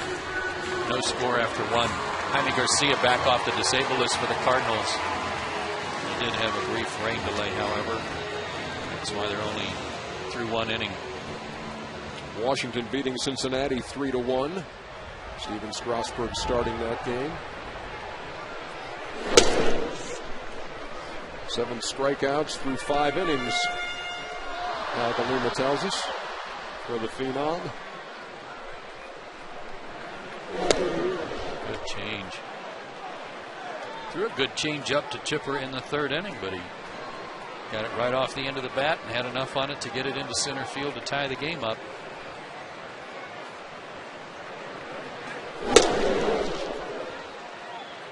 I asked Chipper tonight by the batting cage. I said, so what are you, like 75%, 80%, 90%? He said, I'm about 97.2. I said, well, everybody knows how exact you are, so I'll pass that along.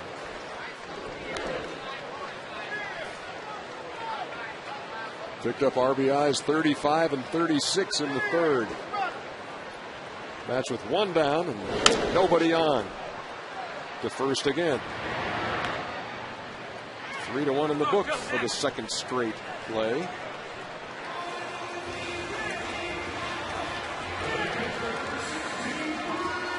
So what do you think when you see this San Diego team, Joe?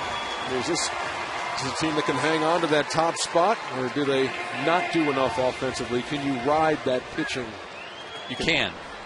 You can. You can ride it as long as you continue to play just awesome defense. They made an error tonight that did not factor in the scoring. Well, yeah. No, it didn't. It was after all 4 runs had been across. But they have to play perfect baseball. And that's hard to do over 162 games.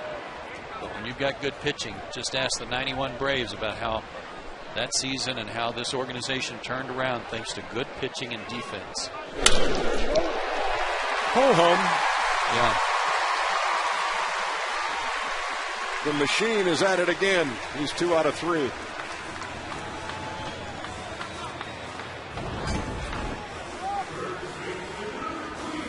That was a mistake by Garland. That pitch was supposed to be down and away, and it had a lot of the plate.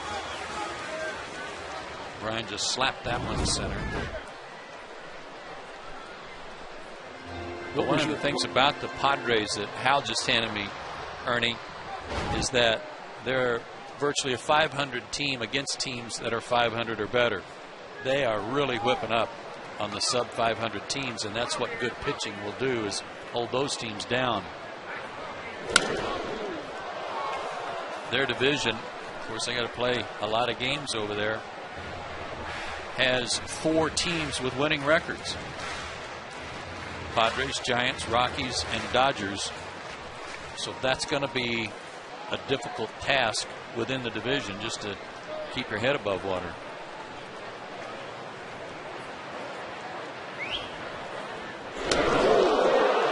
got Troy's shirt and maybe a little more. Seems like he's always the guy that gets hit. When the Braves have somebody that gets hit, it's always him.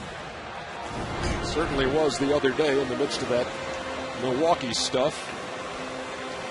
And that was one of the questions the Braves had, is why was there no discipline on the Milwaukee side when Gloss was hit after all of that? It's only the 4th time he's been hit, but it seems like a lot more.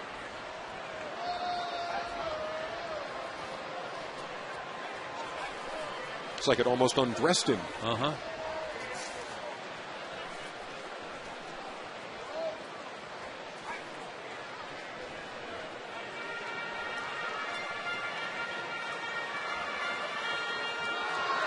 So a single by McCann. Gloss hit by a pitch, and here's Eric Hinsky. See if the Braves can do some more 2-out damage like they did 2 innings ago.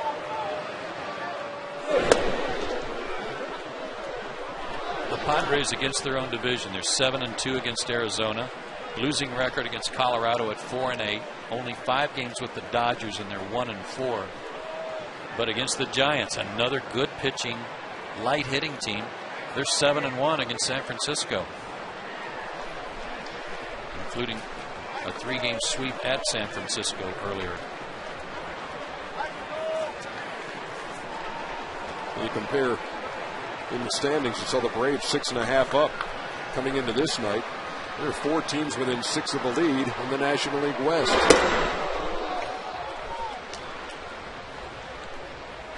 A lot of off-speed stuff to Eric tonight. He hasn't been getting a lot of at-bats because of so many left-handed starters. Had a pinch hit homer a few days ago.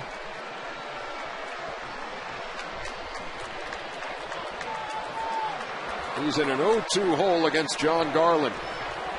2 on, 2 out. He ran it upstairs, probably a fastball up. That was interesting. Torrealba had his glove up high. Maybe he was just kind of catching his balance from his crouch, but see, his glove was up high. Almost like it got crossed up. Well, they're talking about it.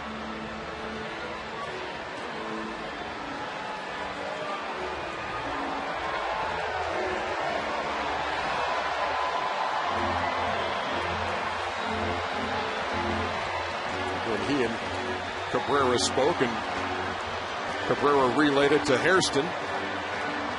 We're positioning defensively here in the bottom half of the 5th. He's at the 90 pitch mark. Swung on, fly ball. Pretty deep center, but not deep enough as Tony Gwynn hauls it in for the 3rd out. Braves put a couple on, but can't push them across. Still, they lead 2-0 as we go to the, or 4-2 as we go to the 6th.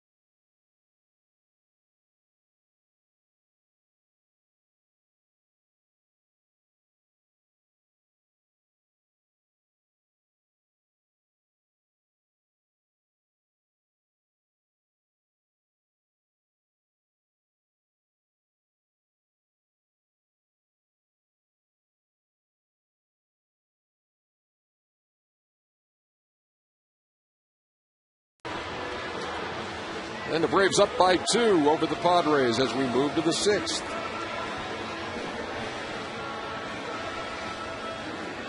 A 3-game set between the leaders of the NL East and the NL West, and the Braves trying to make it 2 straight.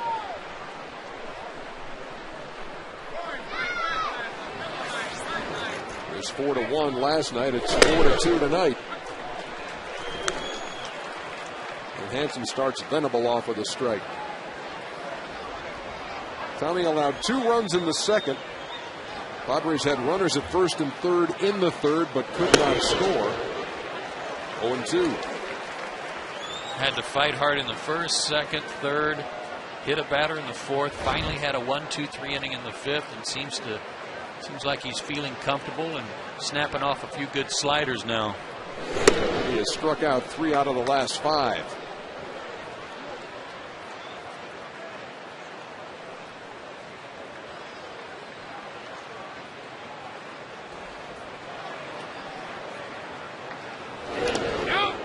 Did he go? He did not. There's 3 in the last 2 innings, 3 of the last 7 hitters he's faced. Did he go?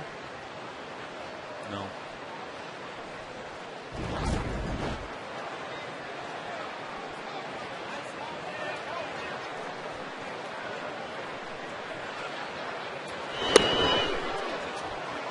And now the count full.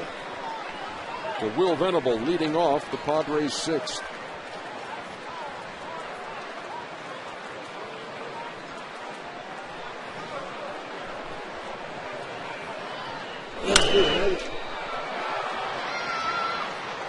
Venable's a pretty good hitter, Joe. Yeah, I like him. I like him a lot. When I got to see him play for the first time last year with San Diego, and he made such a big impression with couple of series against the Braves late in the year. They came in here and won 2 out of 3, and he was a big part of it. He made a big impression. He can do a lot of things to beat you. Toward first, but foul. Rich Renteria entertaining the fans on the first base side. Reminded me. Bounce around over there, Rich. Had a baby. Jeff Burrow's strategy for playing the outfield. Just wait till it quits rolling and go get it against the wall. Oh, just missed. Leadoff walk. Venable's on 3 times tonight. Hit by a pitch and 2 walks. Whatever it takes. Pretty good pitch.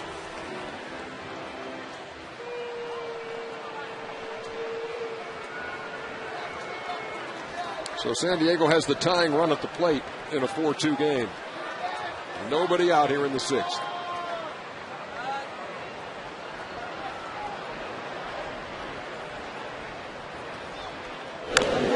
Lays it down.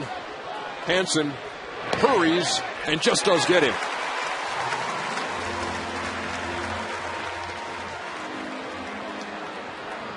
Had that bunt been a little bit more toward third or toward first, he beats it out. It's right back toward Tommy. Still really had to hustle to get him. Bang, bang play. Braves have Mike Dunn and Peter Moylan loosening up in the bullpen, and Ernesto Frieri is loosening up for the Padres. There are the Bravos.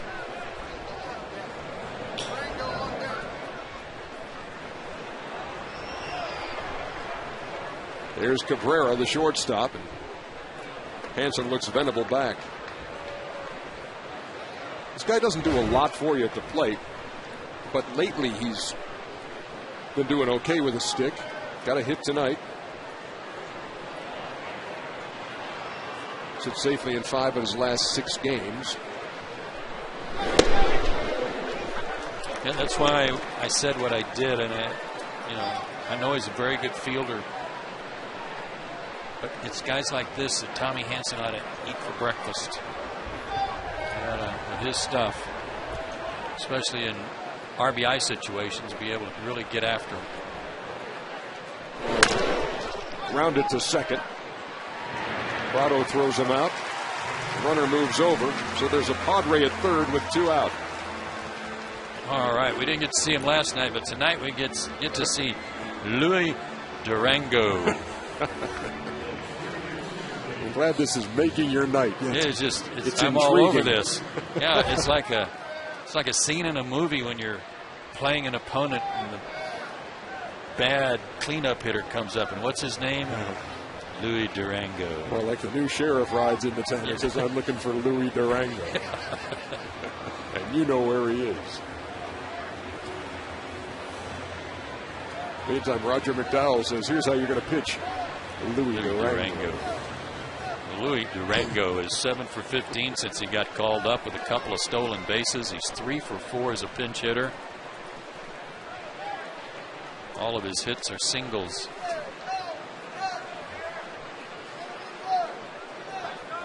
One of the few players in the league named after a truck.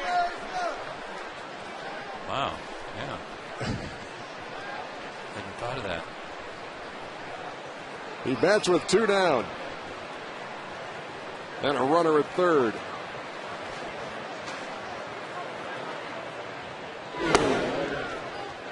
Louis from Panama City. Panama. A .320 lifetime hitter in the minor leagues.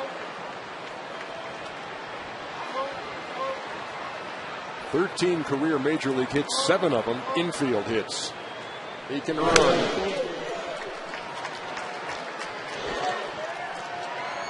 Stole 44 bases last year at San Antonio.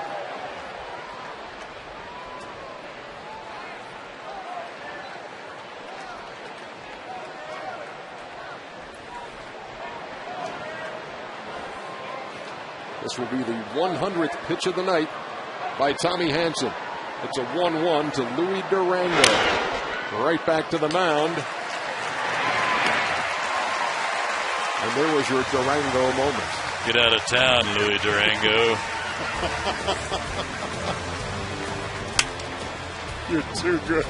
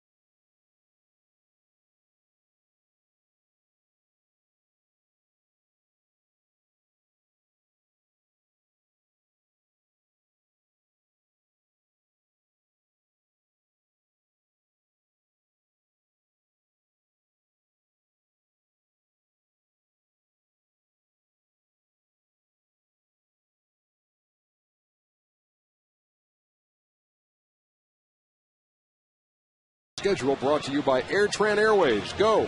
There's nothing stopping you. The finale of this series tomorrow afternoon. Quick turnaround for you, Joe, with Chip Carey on Sports South.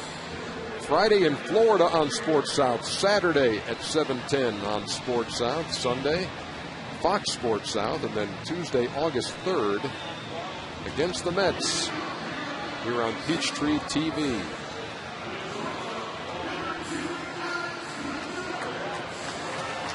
Barry just called up from Portland. Those are his numbers at Portland. A 1.43 ERA. 49 strikeouts in 37 2/3 innings, and nobody hit anything off the guy, so this might be fun to watch. It's another one of those guys. We told you the story the other day about Eric Kratz, who was called up to Pittsburgh during the AAA All-Star game. Same story with this fella. Went from Portland to Lehigh Valley and then to San Diego. Like 10 hours of travel. He said, I'm willing to do 10 hours of travel to be part of what we got going on here. And he's from Colombia. 6'2", 200-pounder. Last year was, and actually the year before, mostly a starter. He's ahead 0-2, and Alex Gonzalez stays alive. All the scoring has come in 2 innings in this game. The Braves, after San Diego had scored 2 in the second, scored 4 in the third. That's where we stand, 4-2, bottom half of the 6th.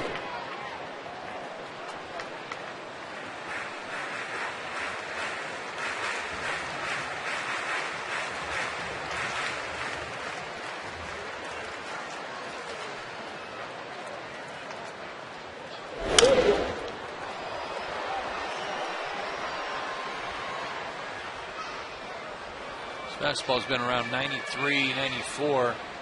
Threw one off-speed pitch to Alex that was at 77. What a difference.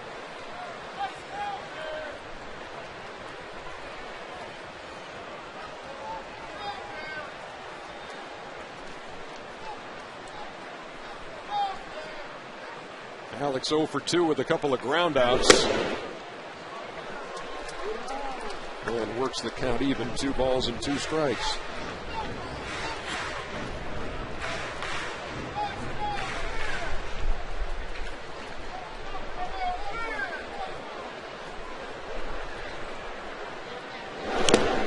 Wow. What an off-speed pitch. Another one at 77. Hard to stay back on that, especially right-handed. He's throwing across his body a little bit, hides the ball well. It's a breaking ball. Just a terrific change of pace from his fastball.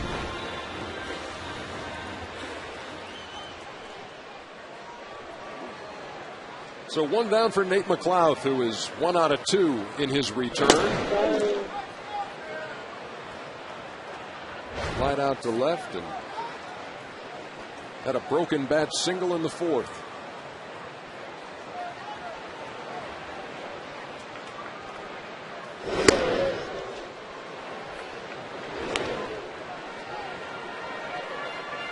No matter how much rehab you do, no matter how many games you play at AAA, Joe, how prepared are you for this after a layoff like that? I think it's okay. I mean, you go down there and you get some at-bats and see live pitching, see the ball out of the pitcher's hand. I think that's pretty equivalent timing-wise. You're going to see a more polished pitcher up here, of course, on a daily basis, and guys that have better command of their off-speed stuff. But that kind of comes with a few more games under his belt to get used to that. But from a fastball standpoint and timing, I think that aspect of it is good to go have the ability with the new rules to be able to go down and rehab. And you could see before the game, just in the spring in his step, you know, this was not one of those days where he was just going to go out and see how much of the sun can I stand today in the wake of the whole concussion and all that. And he had some kind of rough days as he takes a strike. He was bouncing around in that dugout and knew he had the start coming up today earlier. I'm serious when I say it's like opening day. It's a second opening day for Nate after such a rough time that he was having before the injury.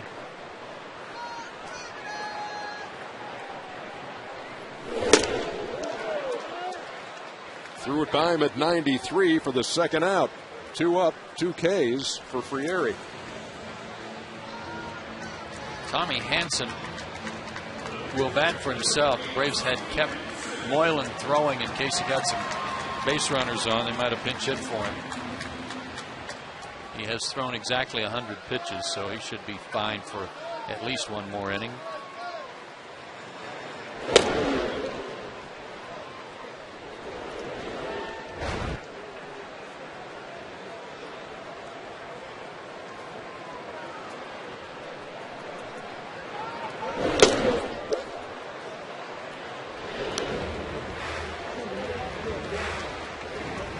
a strike to Tommy Hanson, who has grounded out a couple of times.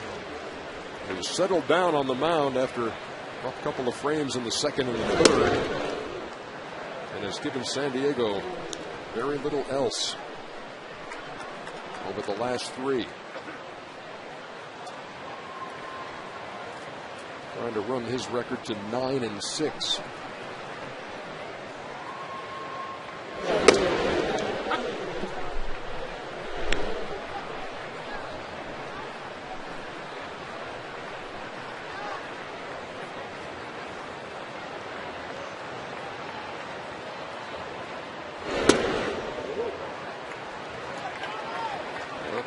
Tommy works the count full, 3-2.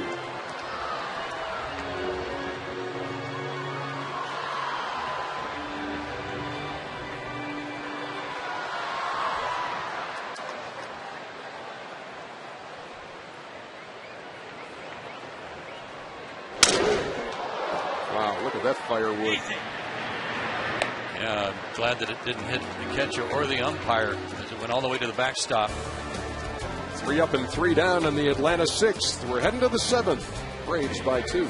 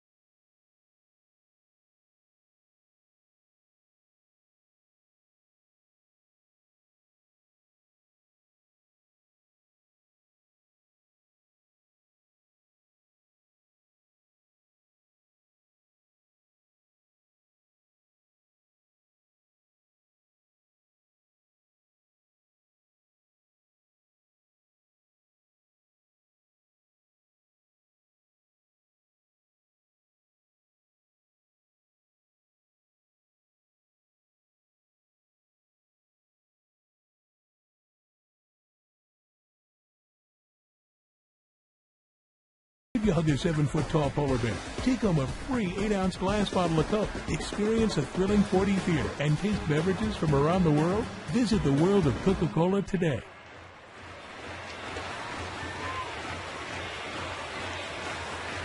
Moving to the top half of the 7th inning, Braves leading San Diego 4-2, and I know this is going to be news, Joe, that will be tough for Bobby Cox to hear, that Ralph Houck has died at the age of 90, longtime manager and a mentor for Bobby. Yeah, anytime you talk to Bobby about who had a big influence on him and his managerial style, the first name always out of his mouth is Ralph Houck and what he meant to Bobby. So that'll be a sad time for Bobby when he hears that news. Houck won the World Series in 61 and 62 with the Yankees.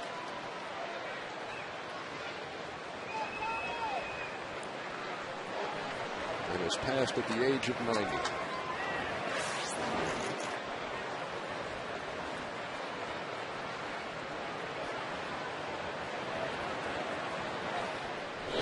Houck was a pretty tough cookie. He had a nickname of the Sarge or the Sergeant, something like that, from his time in the military.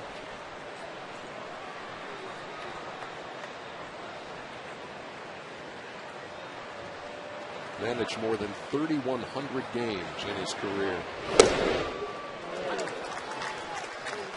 The Padres leadoff hitter Jerry Hairston starting things off here in the 7th.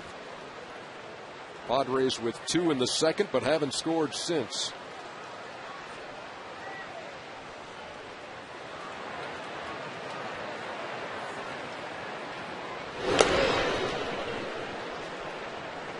Tommy Hanson works into the 7th inning. Johnny Venters is up and throwing in the Atlanta bullpen.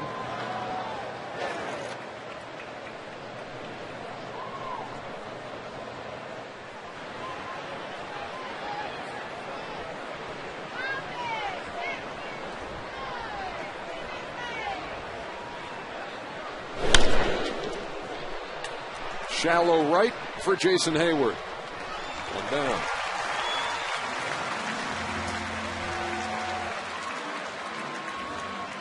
Uncle Lima just handed me the rule book with respect to that play, that ruling out in Los Angeles last night, where they not only did they catch Don Mattingly going back to the mound, but they called it a second trip, so they took Broxton out of the game. Well, in the rule book, it states something otherwise. Do tell.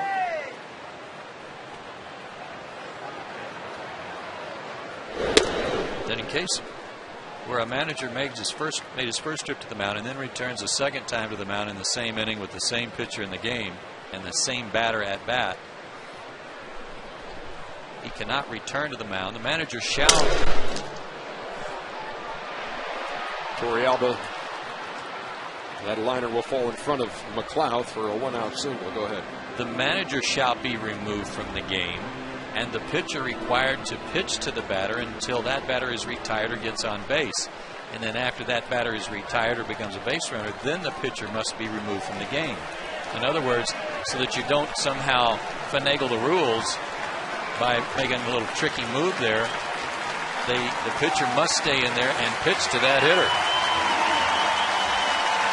Nice hand for Tommy Hanson. Yeah. We'll get into that again when we come out of the break, as this call to the bullpen is brought to you by AT&T. Rethink possible. Tommy works into the 7th. He leaves with a 4-2 lead.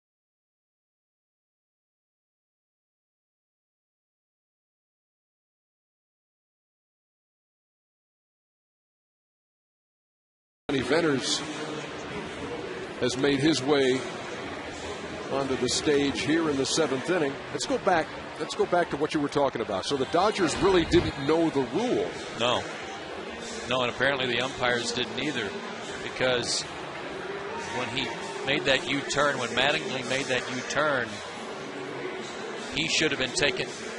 Again, watch Mattingly in the blue jacket. He walks off the dirt, stops, turns around, comes back. Now here's the second visit. Now he should have been removed from the game.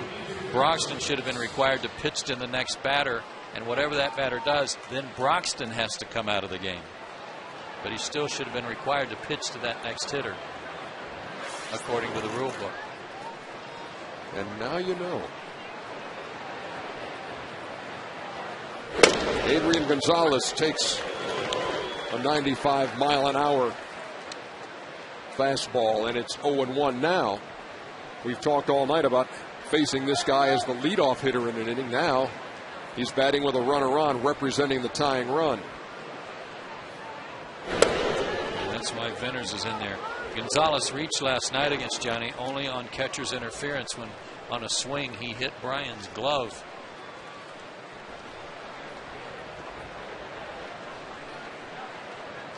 How far he stands off the plate. I think he doesn't want the ball away from him. And the Braves are not giving in to that. They're not letting him set them up. A good hard sinker down and in. Tough to catch up to, especially for these lefties. Opponents 5 for 73 against him when he gets 2 strikes on him. And all singles. The 1-2. Did he? He did. No argument. 2 down. So you hear about this good hard sinker that Benners has, and then he gets a fastball up a little bit. And hard to lay off, and it was well off the plate. That's the 3rd strikeout of the game by Gonzalez, and I'm not sure any of the 3rd strikes were strikes.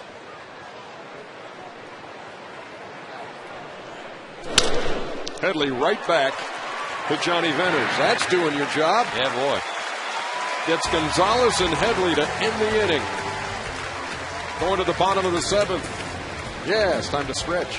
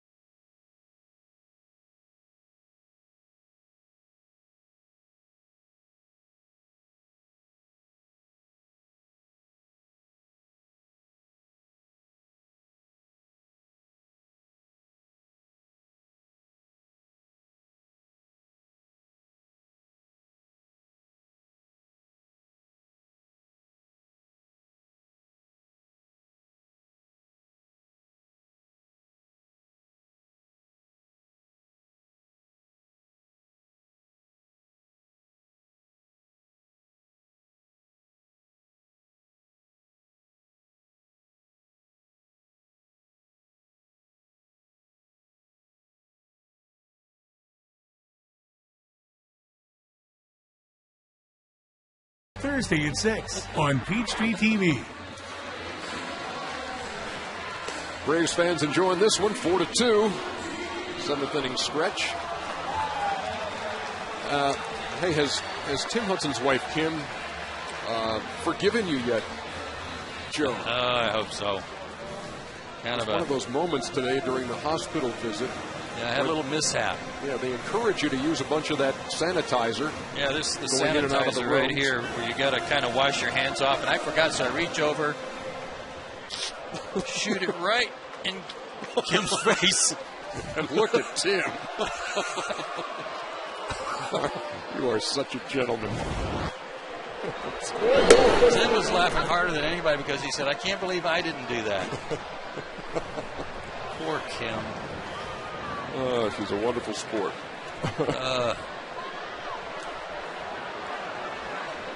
We're in the bottom half of the 7th inning, and Martin Prado leads it off. Fly ball to right, handled by Venable, 1 down. The sad part for Kim is that she actually thought she'd be around some adults today. Yeah. Having to live with Tim is not exactly that type of situation. She has 4 children at home, three children and Tim.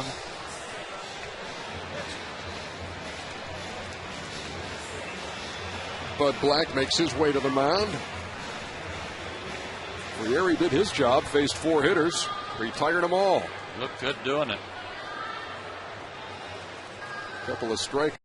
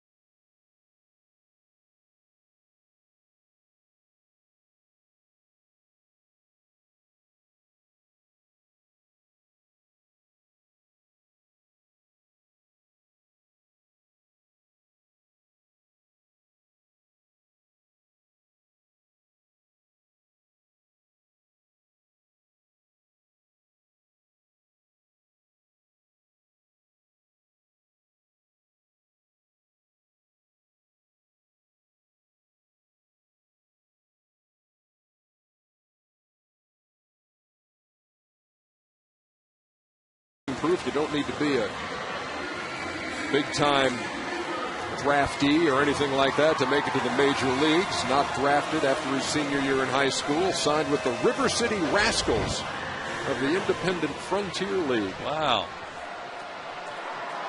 And how about those numbers through 28 games?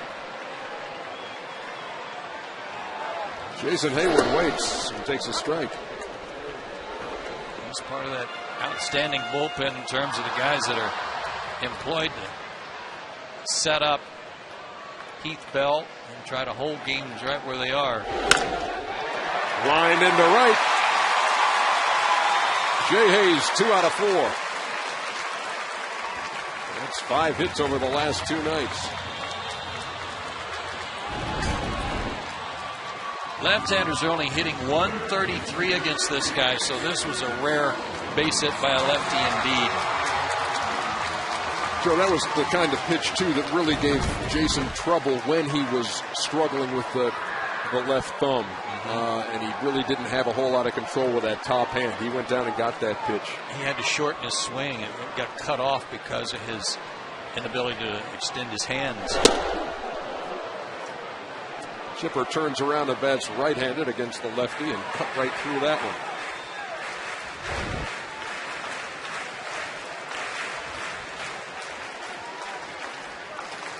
Chip got the Braves on the board, a big 2-out, 2-run single in the third, which was followed by McCann's 2-run homer.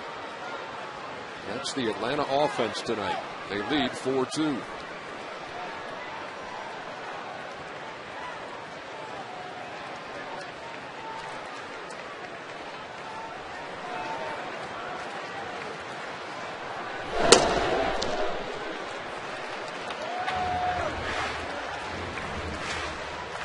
I don't know what Jorvi Torrealba has in his glove, but it sounds like firecrackers going off, even on change-ups when he catches the ball. My dad used to talk about his catchers would have a little popper in there. Really make it sound like you were bringing it.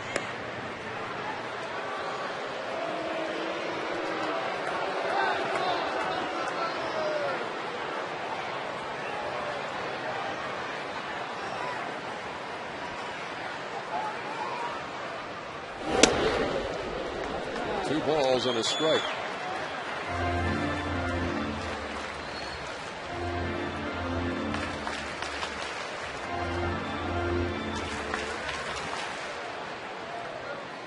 Hayward on first. Jones at the plate. McCann on deck.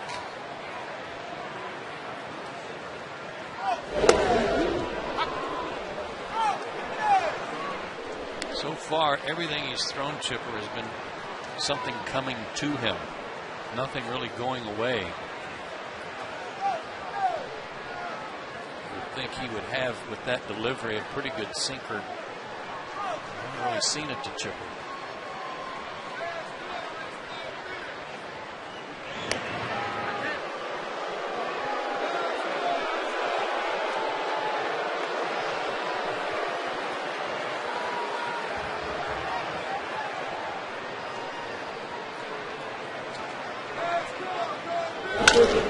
Right at second. And Hayward did the right thing. He froze and scampered back to first. Boy, and Dan Iassogna had to do some ducking too. He was in that inside position with a runner at first and quickly got out of the way. That was hit hard.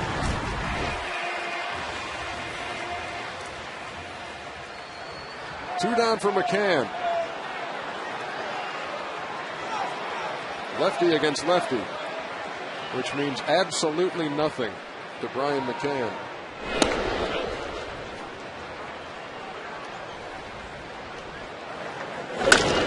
This capped the scoring in the third inning. His 12th home run. Braves scored 4 runs after there were 2 out, nobody on. Took something off. Nice pitch, a ball and a strike.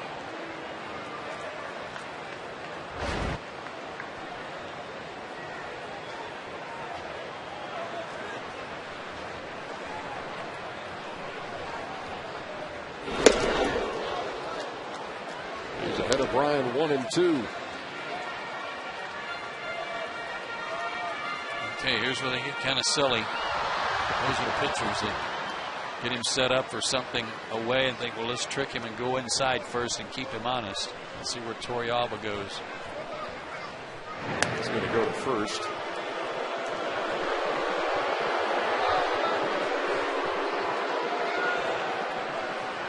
And now let's see where Torrealba goes. Nice ball away. Hayward on the move. In there easily.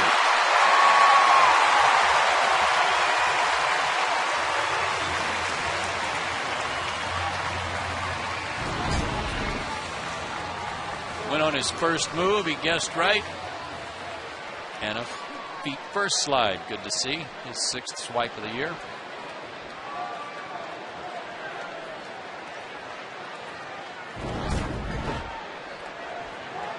So a runner out there now with 2 down for Brian McCann. He waits on a 2-2. Wow. Not sure how he reached that one. Steven Strasburg tonight, 5 2/3, 3 earned runs, 7 strikeouts and a walk. Nats lead the Reds 7-3. Again, the 2-2.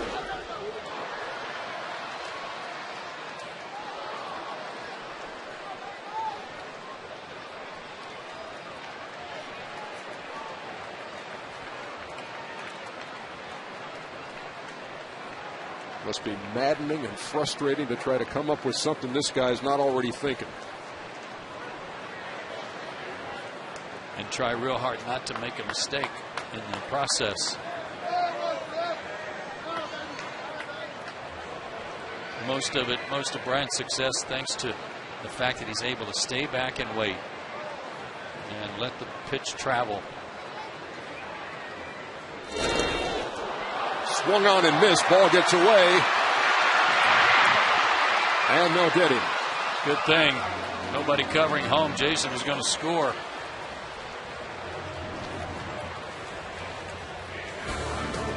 We are heading to the 8th inning at Turner Field. The lead is still 2.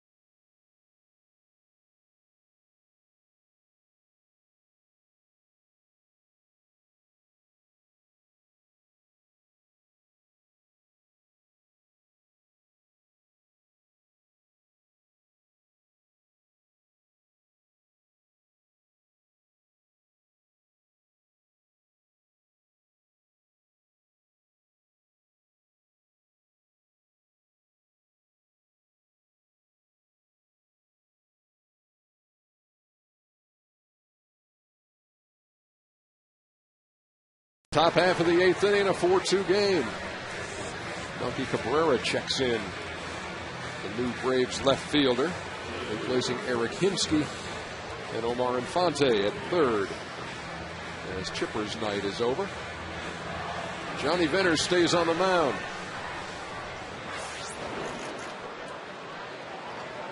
Came on with a man on in the 7th, struck out Gonzalez. Got Headley on a tapper back to the mound. faces Chris Denorfia here in the 8th.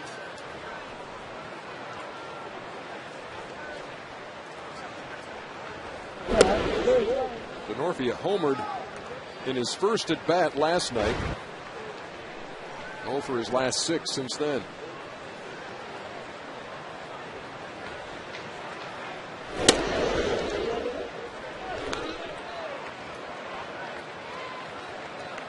I wonder if Johnny can throw a ball straight. Sometimes these guys can't, and he needs to here.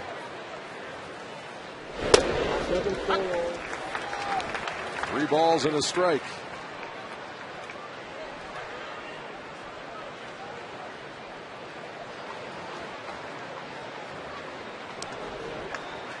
And that is ball 4 to lead off the 8th. It's his first walk in his last 8 outings. You face those guys who have that just great natural movement on the ball. And sometimes it's hard for them even to go to a four-seamer just to try to throw a strike. It's hard for them to keep the ball from running or sinking. Aaron Cunningham is going to pinch hit for Will Venable.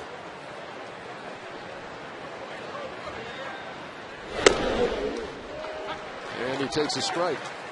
They're pretty high on this guy. Good looking hitter. He's only hit 1 homer, as you see, but he's strong. Hit some homers in the minor leagues.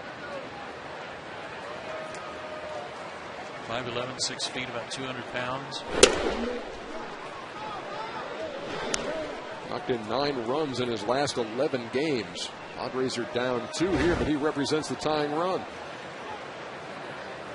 Billy Wagner threw him a slider, something off speed last night for the last out of the game, but he had a rope to center field. Towards second. Prado tried to make the tag, and that's a double play. Denorfia cannot believe it.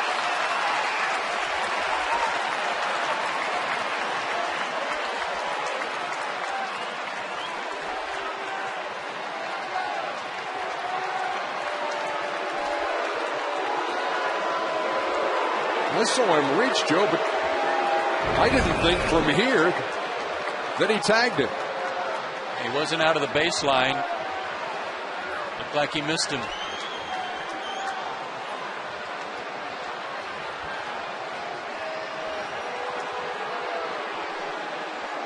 No way he touched me.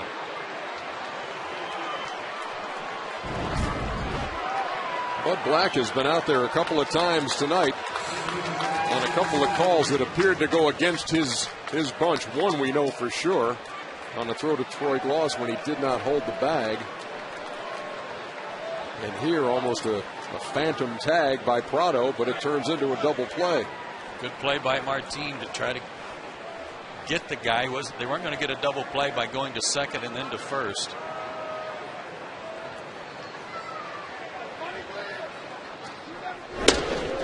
Big play.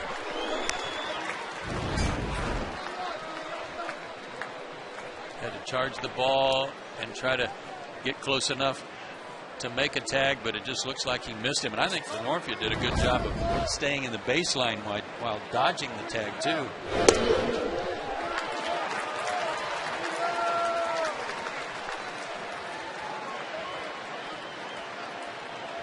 Johnny way ahead of Tony Gwynn with 2 outs here in the 8th.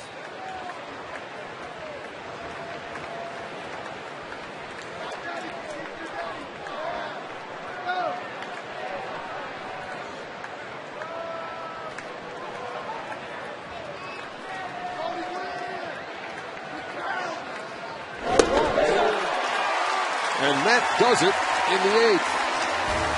Johnny Vetter strikes out Tony Gwynn to end it. Braves get a little help and go to the bottom of the 8th, up by 2.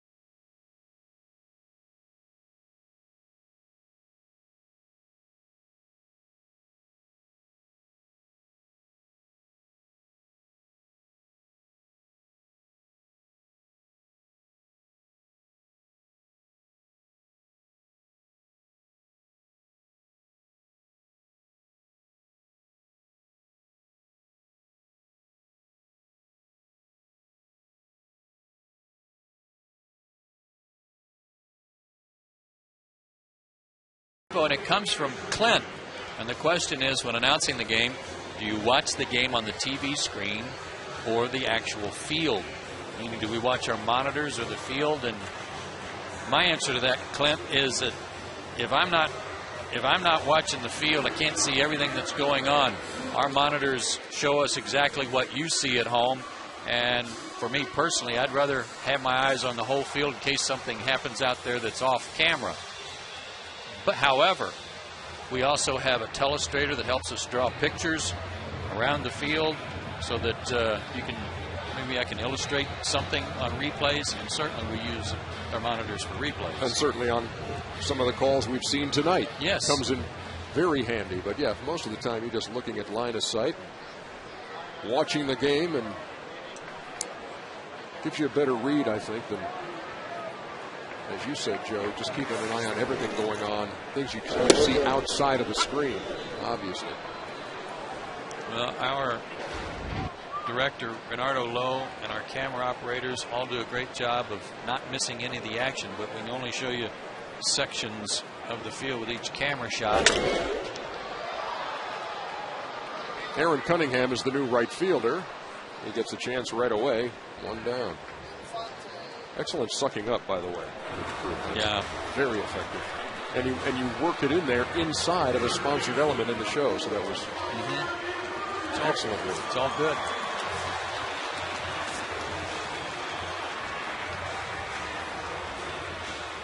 Omar Infante with his first at bat of the game.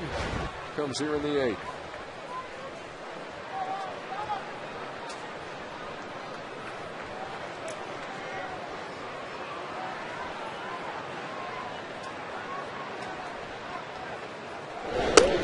Hey, I told one of the kids that we met today out at Scottish Rite that I would mention today, and to her family.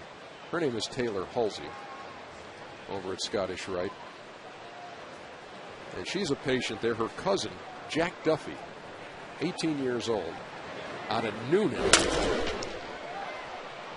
went to the Heritage School in Noonan and made his pro baseball debut yesterday. He's in the Tigers chain. Pitched in Lakeland, Florida yesterday. How about that? For the first time. That's great. So congratulations. I'm sure he's got Taylor on his mind, too. Oh, without wishing question. her good thoughts.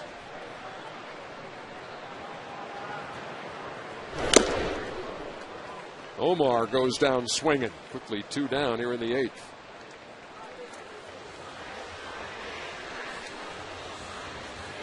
More evidence of their good bullpen working tonight. Likewise, the Braves with Venners and what he did in an inning and 2/3, assuming his night is finished.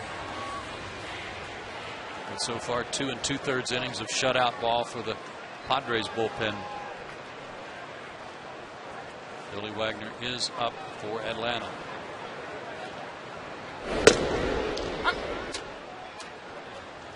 We're playing in the 17th inning of this series, and all the runs have come in 5 different innings. There hasn't, it's been a couple here, 4 here in the case of tonight, but nothing really spread out. This is not unlike an Atlanta night offensively, though. Bunching a bunch of hits together and having one big inning and making it stand up.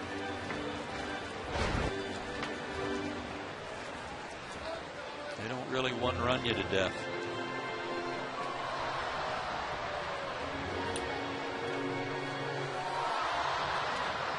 Braves 3 outs away from win number 56 to go 18 games over 500. I think that would be a high water mark. 18 games.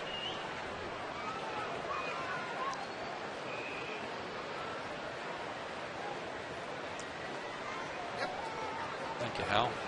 He confirmed.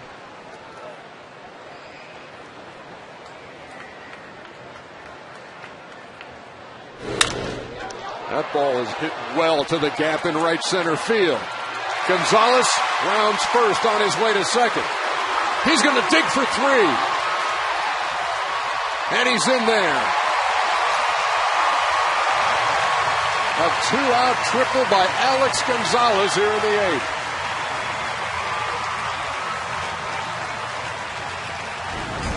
Cunningham took a little bit of a sharp route to this. Mojica made a mistake upstairs, and Alex hit it hard, but Cunningham was very sharp, then had to make a right turn, didn't pick it up cleanly.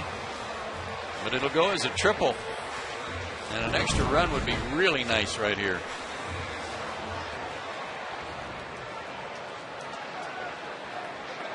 See if Nate McLeod can deliver. He's singled in 3 trips. Hit hard, but right at Gonzalez. He's slick over there at first. And that does it for the Braves in the 8th. Hit it hard.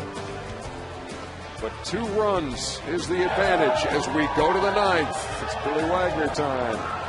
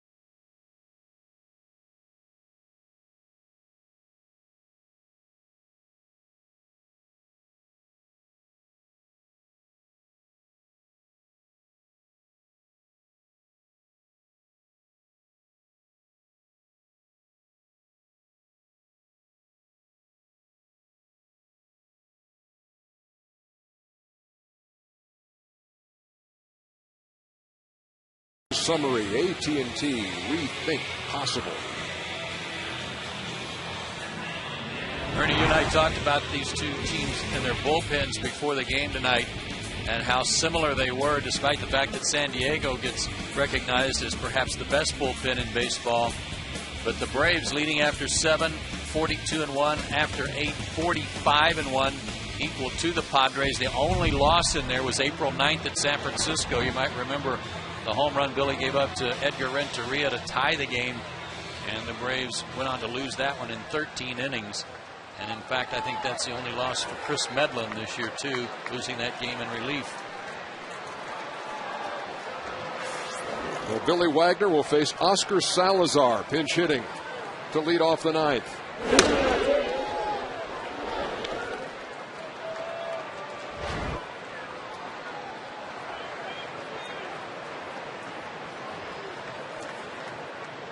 Salazar hasn't faced him. On the right side, will it stay in play for Troy Gloss?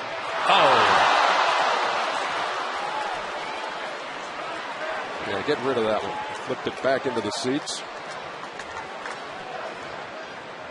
Tough play down by the tarp, knowing that you don't have a whole lot of room to work with, and an over-the-shoulder catch.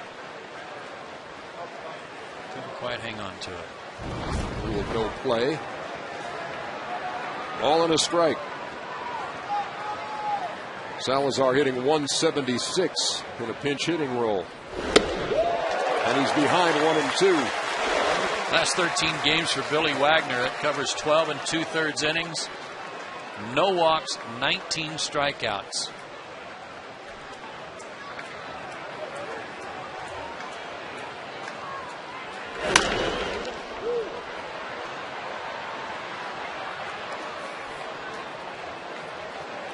Was in 2 games in the Milwaukee series.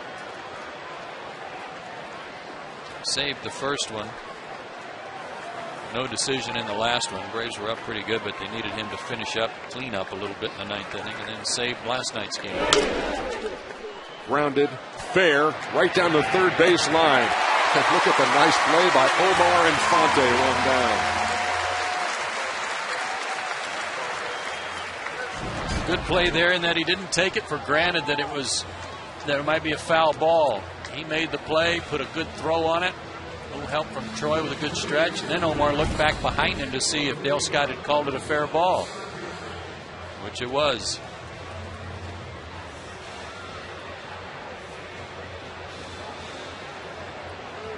So one down, and now Billy Wagner has the Hairston brothers ahead of him. Scott first, and then Jerry.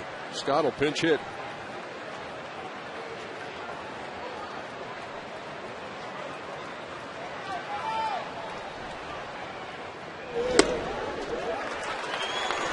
Starts him off with a breaking ball, 0-1.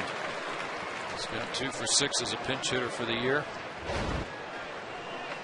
Fouled out last night against Wagner.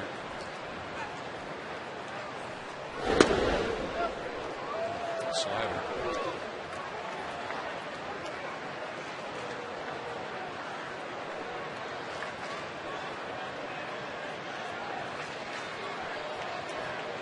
Everybody in a Padre uniform on the top step, hoping for a 9th inning rally against the Braves closer.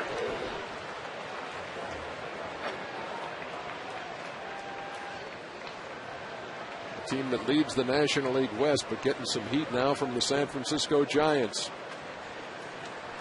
Just one of 4 teams in hot pursuit in that division. Anytime the Braves trying to keep the pressure on teams like the Phillies and the Mets. Their lead 6.5 in the East coming into this night. The 1-2. That ball's driven deep to left. Cabrera back, and this is a 1-run game.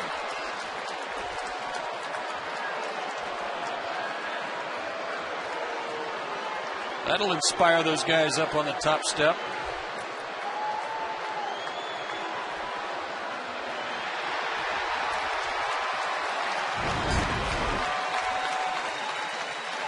Fastball that he got up in the zone, and Hairston really leveled off on it. 4th home run allowed this year by Billy, and it's a 1-run ball game. The 9th home run for Scott Hairston. Here's his big brother who lines a base hit into left. Good wood on those last 2.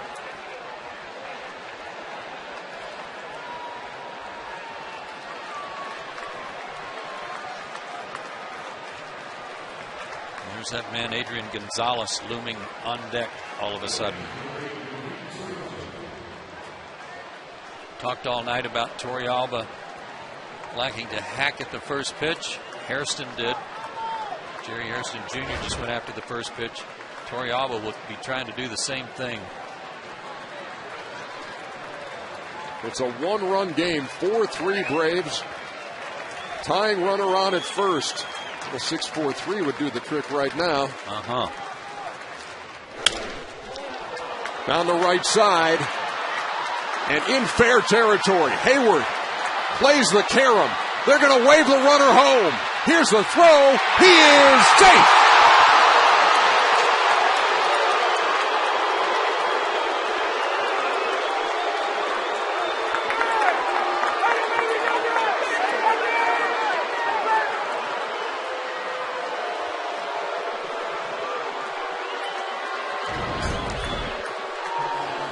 This one got all the way to the wall, and Prado's throw took a couple of hops to get there, but it was accurate. What a slide by Jerry Hairston Jr. What a slide, avoiding the tag and getting his hand in there. Must have gotten it under the tag for the run.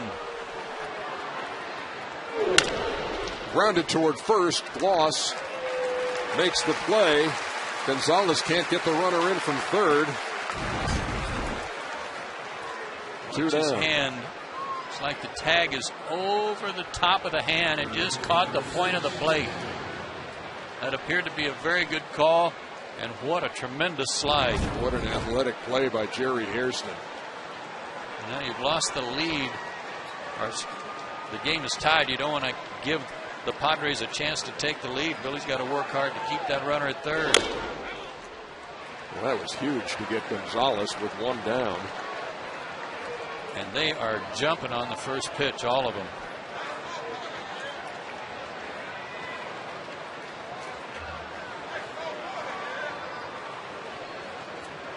A lot of people that were headed for the parking lot as soon as they saw Wagner come in turned around and gone back to their seats.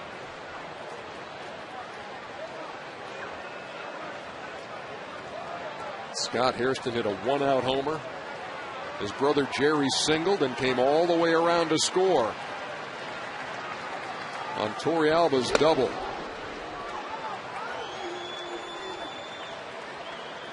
Torrealba at third on the throw. Had to stay there on the ground out to first by Gonzalez. This is Headley. The count 1-1. Go ahead run 90 feet away with 2 out.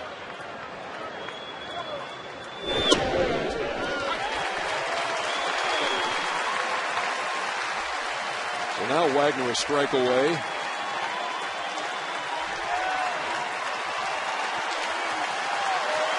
From keeping this game tied.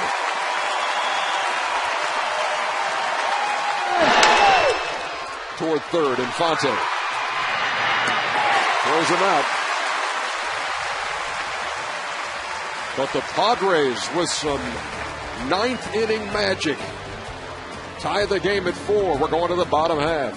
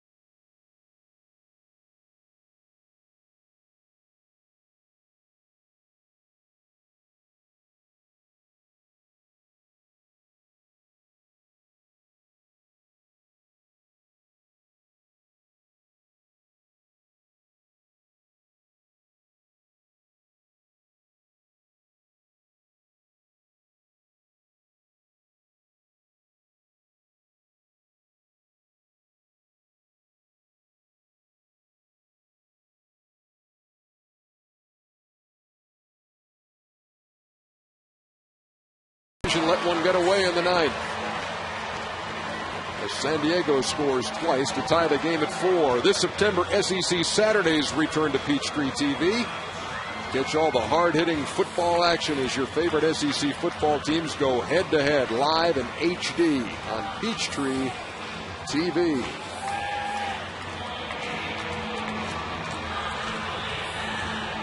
Oh, did Smitty go to Florida? I had no idea. Yeah, how would you know? Jerry Hairston is now at short. Salazar came on to pinch hit, is at second. And the new San Diego pitcher is Luke Gregerson. Big hard-throwing right-hander.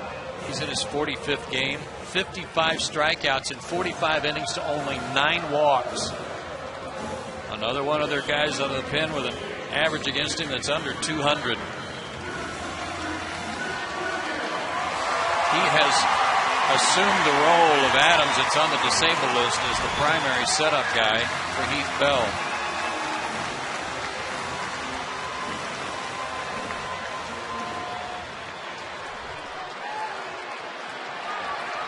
Well, this should be a good matchup. Matt Diaz and Luke Gregerson.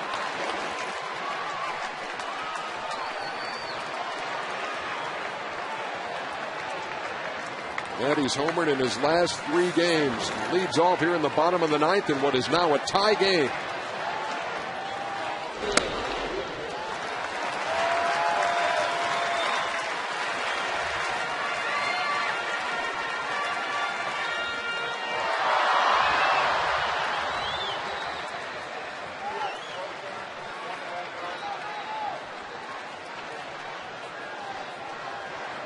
The 1-0 from Gregerson. Fly ball to left. And 1 down as DeNorfia wraps it up. 16 last at bat wins for Atlanta on the year. How many different players count? 11? 11 different guys doing the number.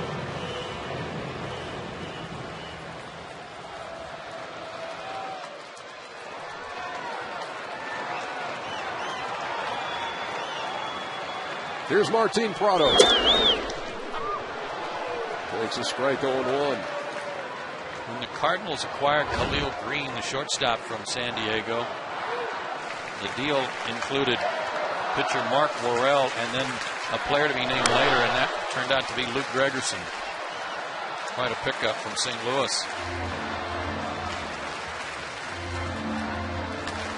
Saw a lot of work last year. And has been a workhorse again. He's ahead 0-2 on Prado. Towards second. Salazar gobbles it up, 2 down.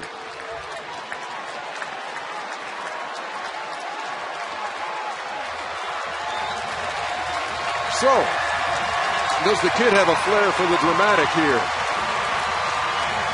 In game 2 of a series that features the leaders of the NL West and the NL East. Tie game, bottom of the 9th, 2 out. Jason Hayward, who's 2 out of 4 tonight, had 3 hits last night.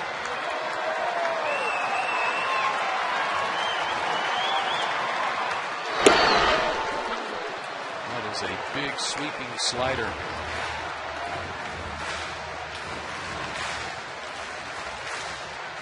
One you would tend to give up on because it looks like there's no way it would come back to the plate.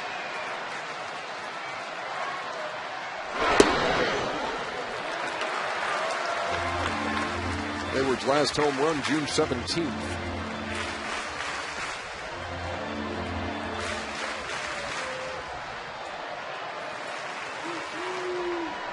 The count 1-1. Here it comes.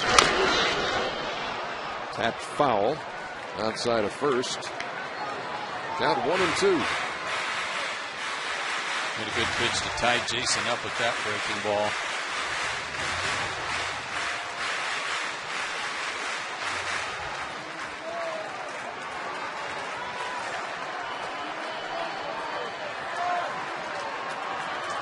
Melky Cabrera on deck. Rally hats in place. Hayward waits on a 1-2.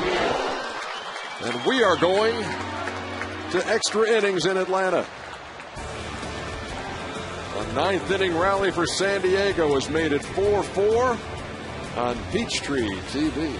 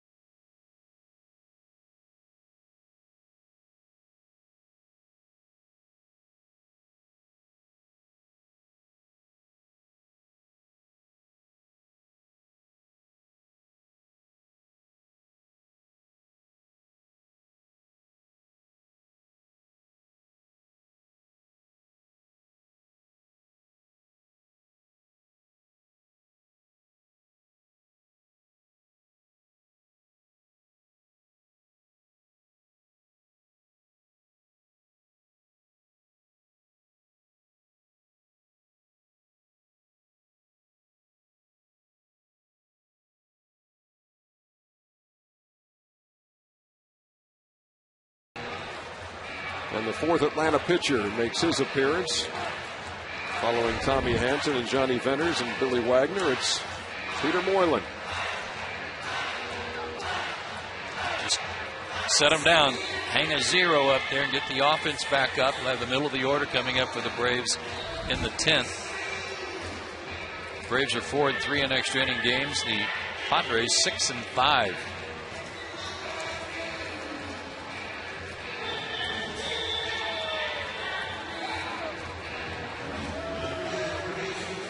Peter was in 3 of the 4 games against the Brewers after the break.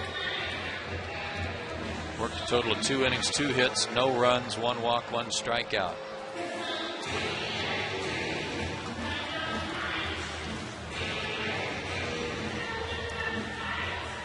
If you are just joining us, San Diego jumped on top 2-0. Braves scored 4 in the third. 2-run single by Chipper Jones and a 2-run homer by Brian McCann, and that's the way it stayed until the top of the 9th, when San Diego got to Billy Wagner for 2. So we're 4-4, top 10.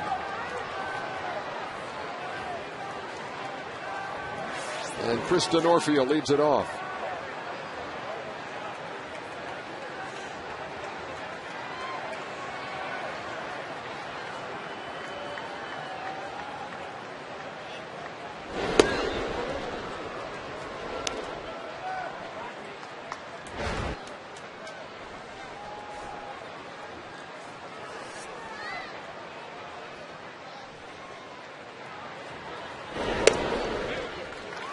Evens account, ball and a strike.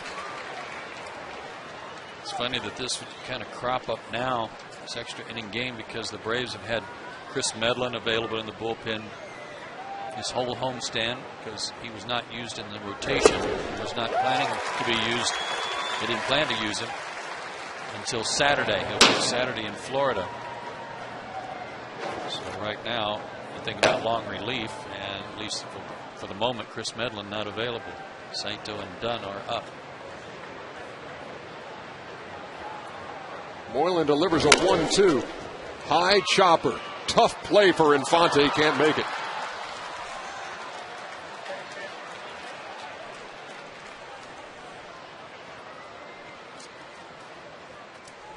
Tough break there. That was a good pitch by Peter. And all D'Onofrio could do is bounce it high off the rubber of home plate.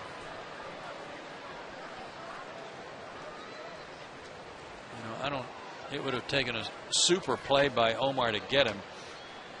And I think even if he lets it go, it's going to be a fair ball. So here's Aaron Cunningham now. Nobody out. Runner on. Braves pitch out. Well, Brian did. Brian was more outside than the pitch was.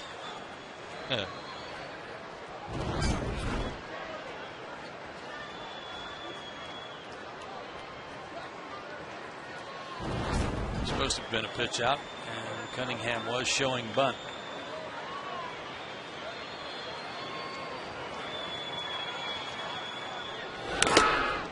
Pumps it foul.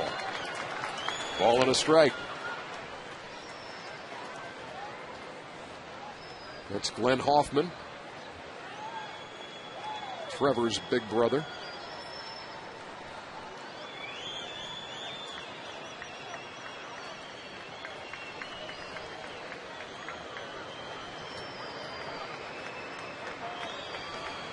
Cunningham has 1 sacrifice in his career.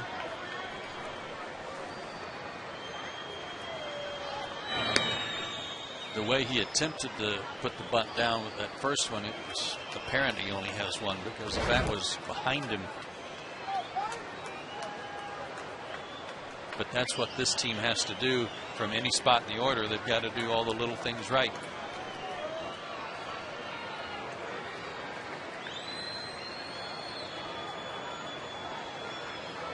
Squares again, gets this one down, and the play will be to first.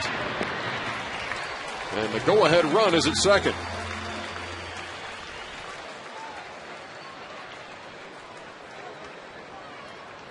Good job there.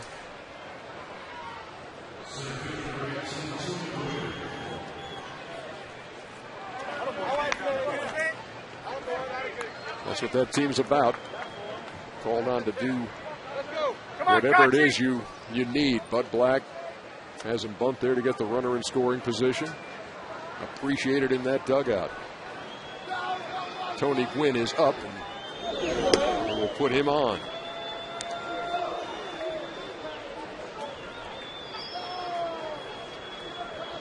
They'll work to Salazar, who started last inning by pinch hitting against Billy Wagner and grounded out. So he has had one at bat tonight, but he's just into the game.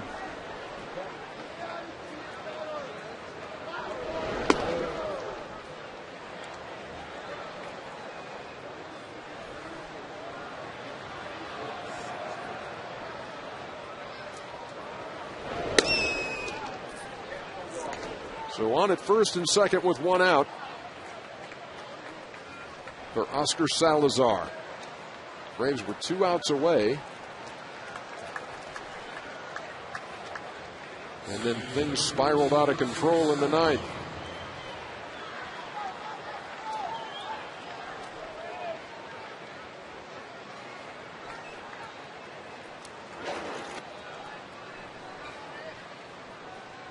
Another one right here would be nice.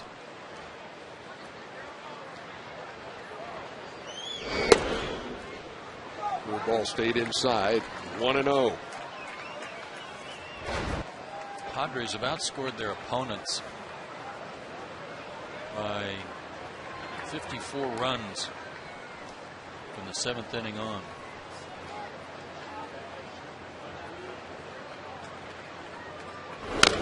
Six runs make it.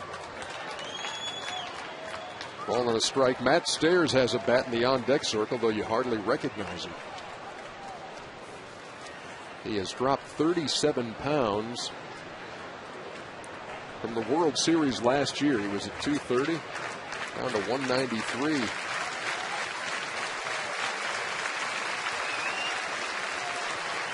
he's always dangerous coming off the bench, but right now it's Salazar who's on Peter Moylan's mind.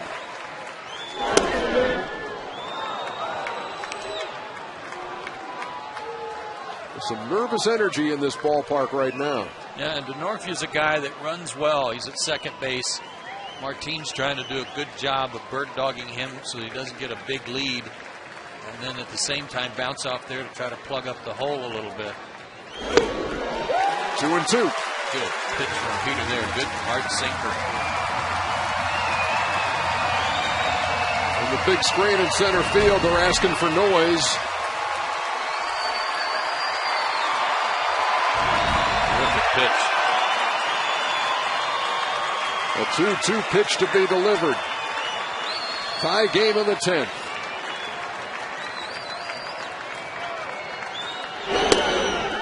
Three and 2.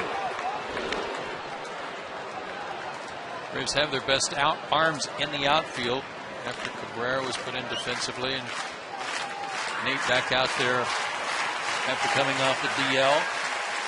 So all three guys with good arms have a chance to throw out a runner.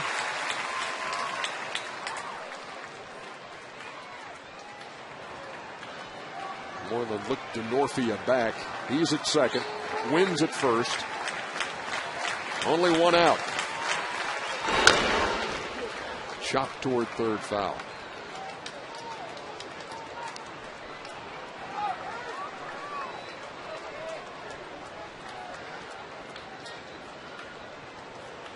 Philadelphia is losing again tonight to St. Louis. They're in the 8th. Mets are losing in Arizona. They're in the 3rd. Braves are in a tie game in the 10th.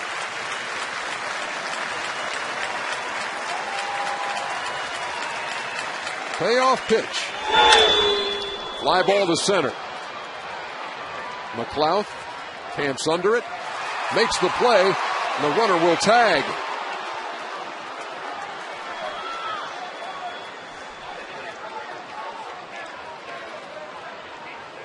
Looked like a pretty good deke at second base.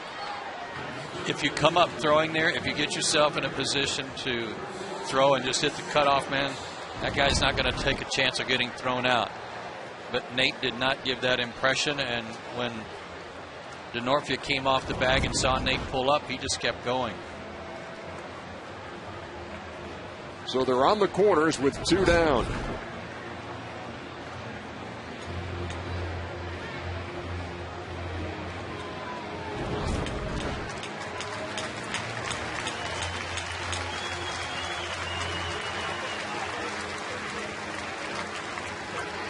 Stairs was announced, and that means that Dunn's going to be brought in to pitch to him. Bobby Cox has made the call, and we'll be back here on Peachtree TV.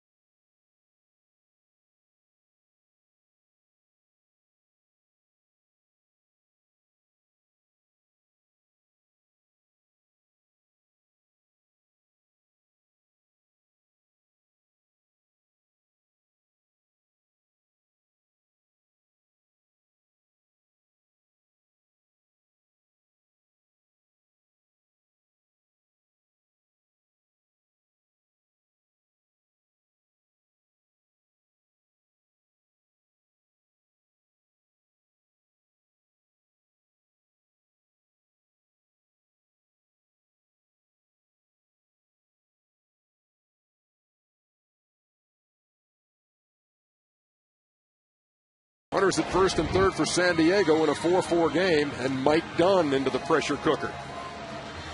You talk about some pressure. It's only his 3rd game for the Braves. Last year he was only, I think, in 4 games with the Yankees. But the go-ahead run at third base just 90 feet away, and he's got to face an outstanding veteran pinch hitter. The thing about DeNorfia advancing from second to third on that fly ball, even though you still have a force play in play at second if you need it, is that you can score from so many different ways from third base than you can from second. Pressure on the defense now to have to make a play. DeNorfia down the line from third. Gwynn is at first. Stairs at the plate. Up and in, 1-0. Stairs is a tremendous low fastball hitter. And you see that number right there, the 20 pinch hit home runs. Tied with Cliff Johnson for the most.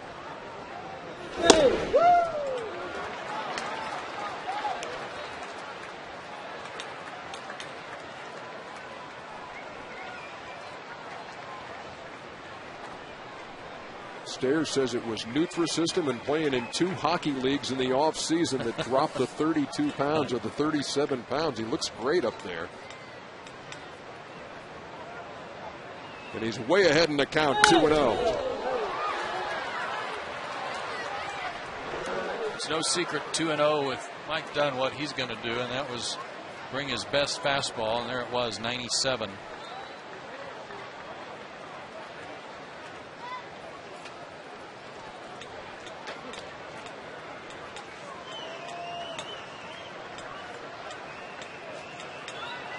That's Tony Gwynn at first.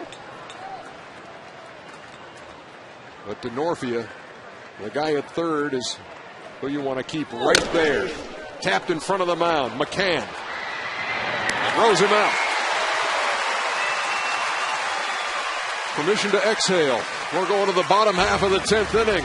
Still tied at 4.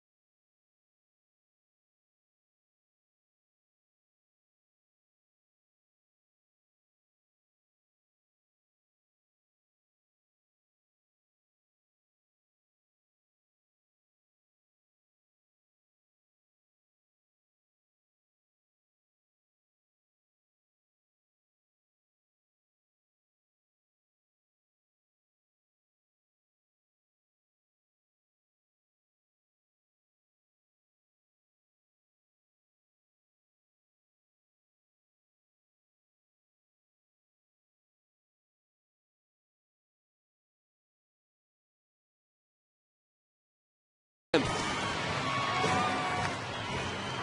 4-10-1 for San Diego, 4-8-0 for the Braves. And another pitcher on to work for San Diego is Tim Stauffer. He worked last night's ball game, worked the 8th, and had a 1-2-3 inning.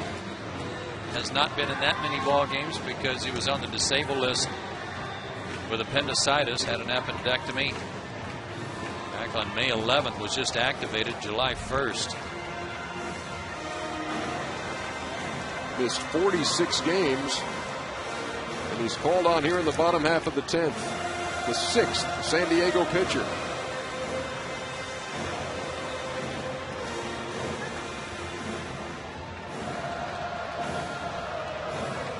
This is the 3rd spot in the order where Chipper was for most of the game, but when the Braves made their defensive switches, Cabrera assumed that spot in the order. He leads off in the 10th, takes a strike. Brian McCann on deck. And then Troy Gloss. This would be a good time to end this thing.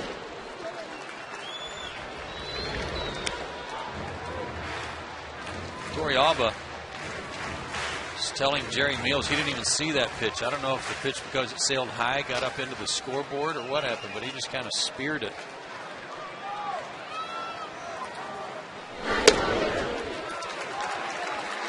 Gets very low with his target and could be on anything high, just his sight line, and watching the ball come out of a tall pitcher's hand gives him a little trouble. 2 balls, 1 strike. Count even.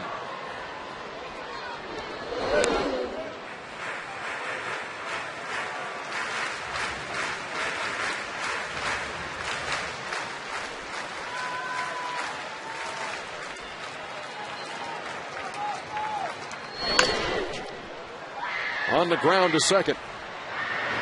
Salazar throws him out, 1 down.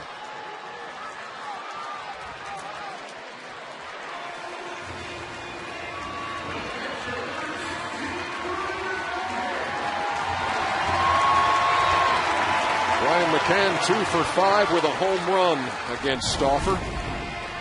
And this earlier tonight in the 3rd inning.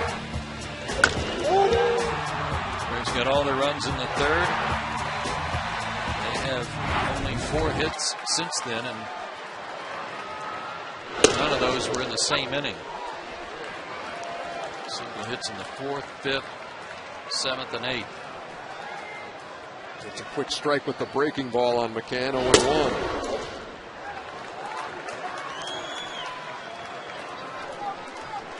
You may be right about Torrealba. Some cannon shots coming out of that mitt down there.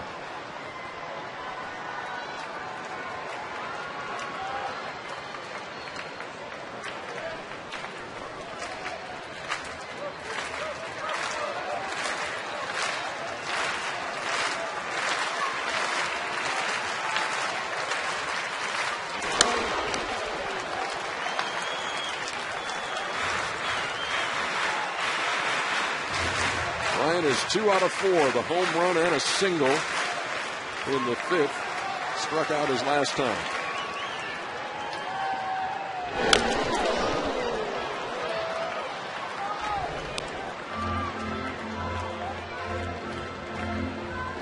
We still have David Ross on the bench and Brooks Conrad.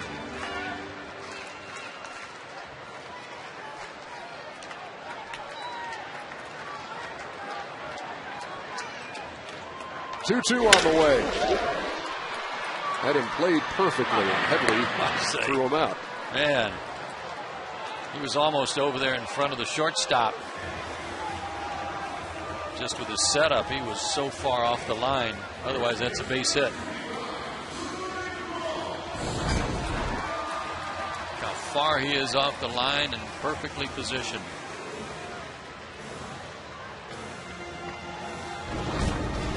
You said earlier tonight that Troy was due. It's over a month since his last homer. June 19th.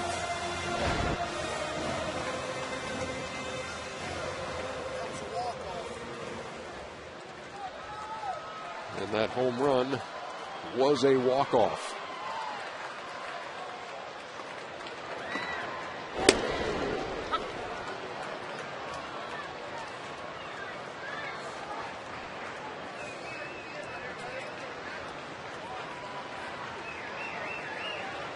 It's like most of this crowd of 30,000 plus is still here. They'll stick around for the afternoon game tomorrow. Troy has flied out to right twice, reached on an error, hit by a pitch. If I run home and pack, will you be okay while I'm gone until I get back? Sure, we'll keep the light on for you.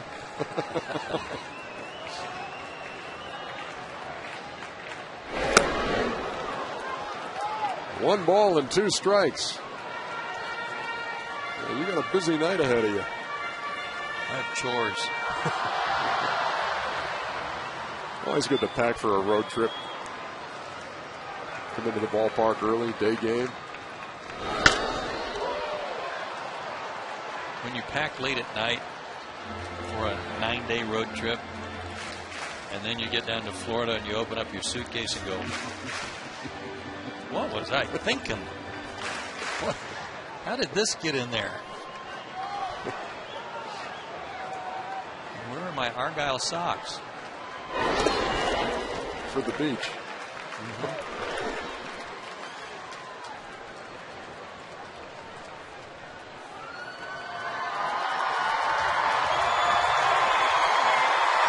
He's got a real good cutter working. Got some good sinking action on it, running it down to Troy, trying not to give him anything he can elevate. The game's 4-4. The count's 2-2. 2 outs. Hit hard and into left. Troy Alba very angry. He was slapping the dirt. He had asked for a breaking ball, and Stauffer shakes him off, so he wanted the fastball, and he throws a fastball belt high down the middle. And Troy hit it hard and right through the hole.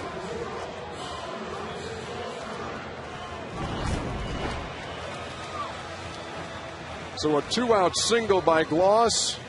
Brooks Conrad will run for him.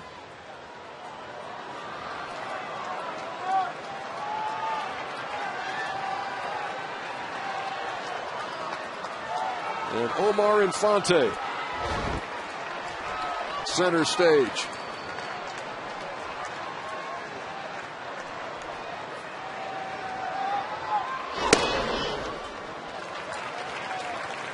Again, Omar among players that have at least 100 at bats. He's got the highest batting average in baseball against right-handed pitching.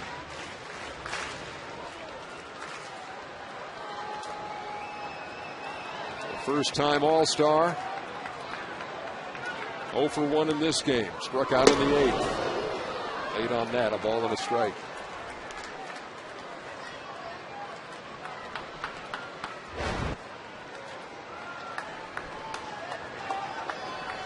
Look at the difference in average left against left and right.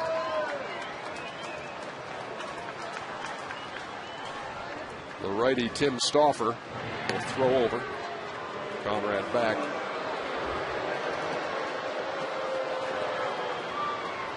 And if you're curious, no, this game goes to the 11th. Conrad's not going to play first for Troy. He'll probably go to second and Prado to first. He was leaning. He was indeed. Just a little flinch over there.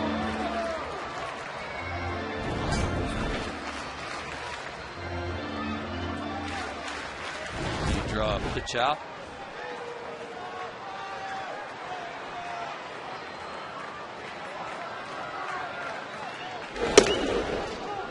One catches the corner. 1-2.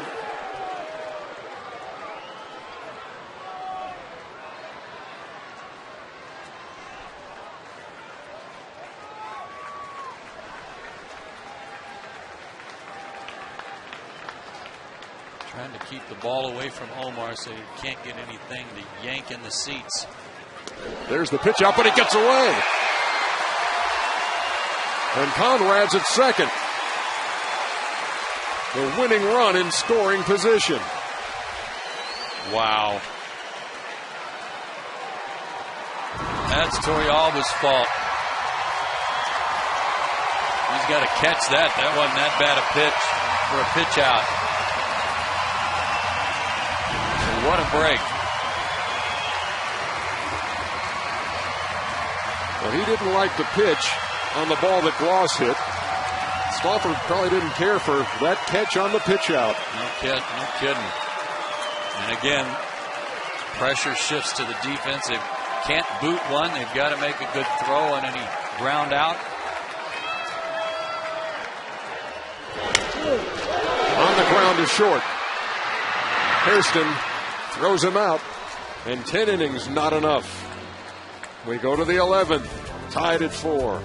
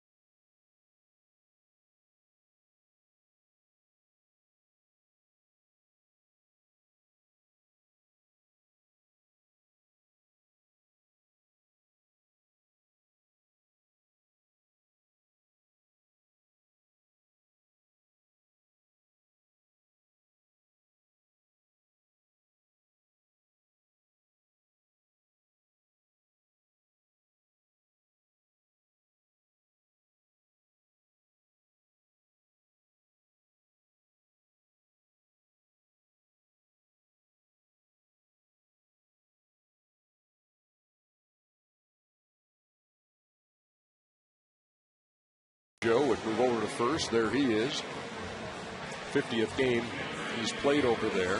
Brooks Conrad at second. And Takashi Saito is the next Braves pitcher.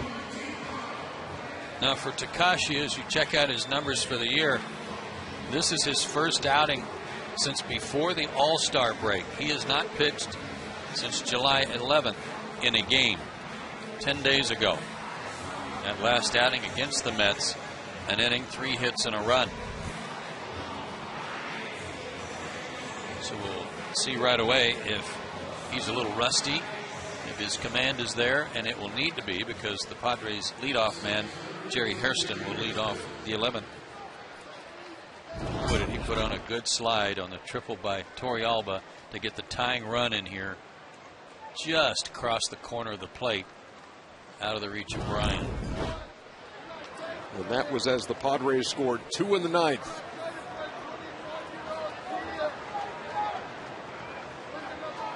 Saito was allowed 3 home runs, all on the first pitch. Hairston takes a strike.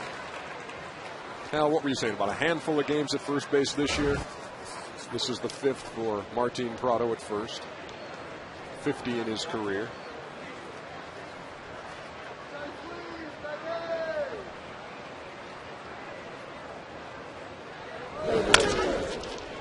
Rounded toward short.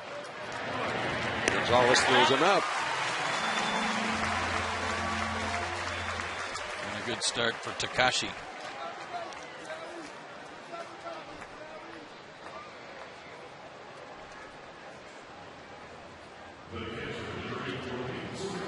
Now here's your Torrealba.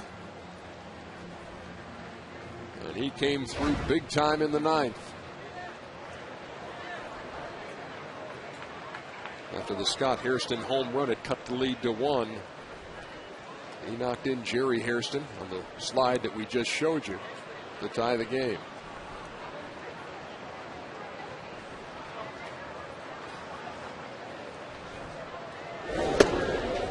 By my count, both teams are down to their backup catcher in terms of position players that are left, David Ross and Nick Hundley. That's the way I see it too. Braves still have Jesse Chavez in the bullpen and Kenshin Kawakami. The Padres still have their closer Heath Bell and also Ryan Webb.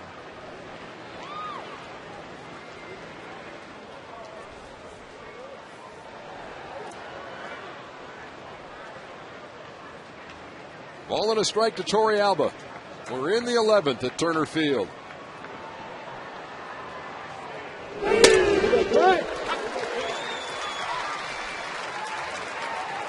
Good pop from Saito there. It's a ball and 2 strikes. Adrian Gonzalez on deck. Braves have kept him in check. He's 0 for 5 tonight. Hasn't gotten the ball out of the infield. That's scary. Yeah, it is. He's chased a lot of bad balls tonight, though. Oh, good pitch. Pretty good patience by Torey Alba to lay off. He's seen Saito a lot from the days when he was with the Giants and Saito with the Dodgers. Torey Alba 0 for 7 against him.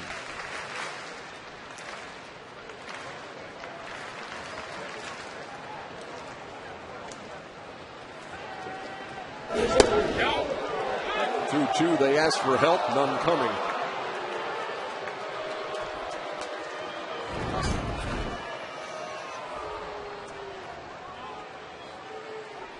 Pretty close. Benefit there.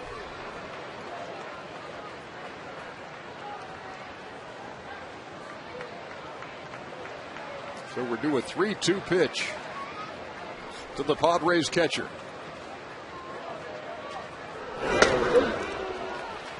And a 1-out walk has put the go-ahead run on base.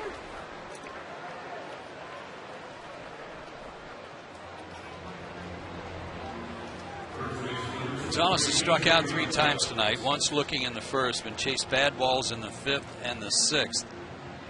The other 2 outs were pulled to the right side, right to Troy Gloss, including last time up when he went after the first pitch against Billy Wagner and hit one right at Troy with a runner at third.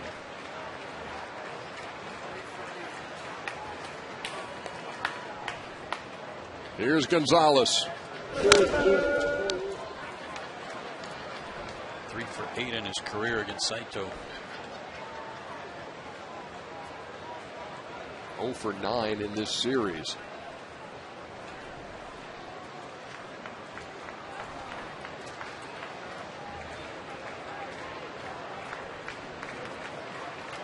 Three strikeouts tonight and a couple of ground outs to first.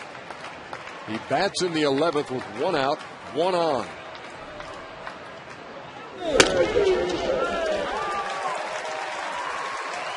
was a generous call from Jerry Meals. Good spot. Out away. Like he was tailing away too, but right at Brian McCann's target.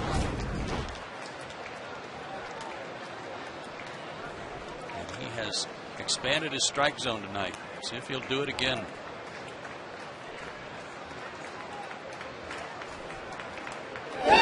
He got it. 4th time Gonzalez has struck out tonight. But you can count on one hand how many times that's happened to him in his career. Terrific backdoor breaking ball.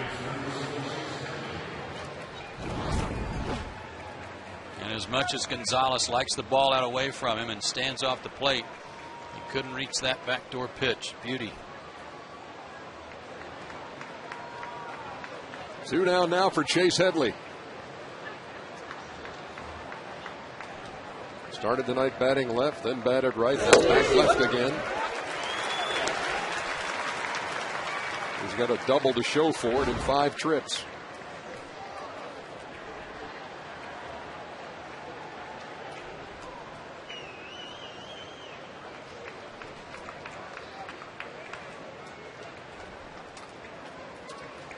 Brooks Conrad playing him back on the grass at second.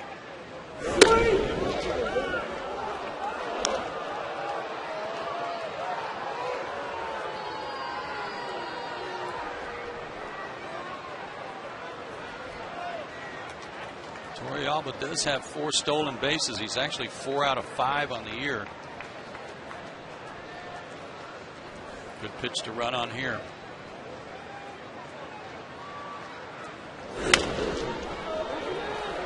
Just a little pop up to third. Well done by Takashi Saito. Terrific. Let's go to the bottom of the 11th, shall we?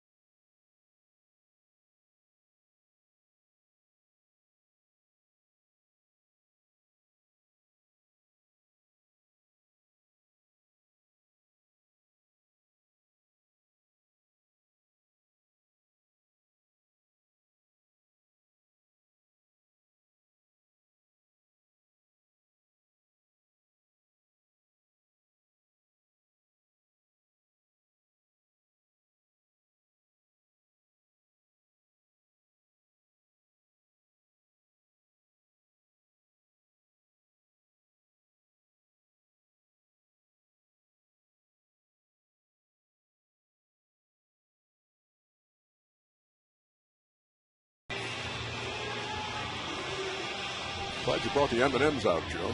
Sure. Lucky M&Ms is what I call them. Derek Lowe's got a bat in there. Gone up, take some swings in the cage. Taking a little pine tar. He'll be ready.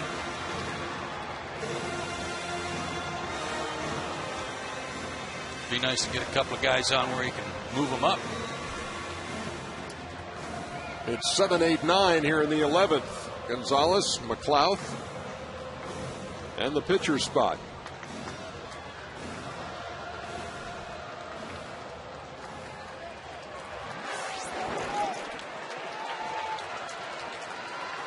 Alex 1 out of 4. That one a triple. Boy, it would have been nice to bring him home back in the 8th inning, wouldn't it? Wouldn't it?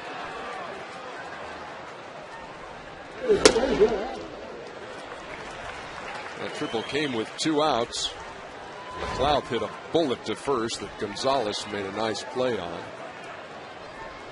to end that threat. And then San Diego scored 2 in the 9th to tie it at 4. 2-0 to start off the bottom half of the 11th.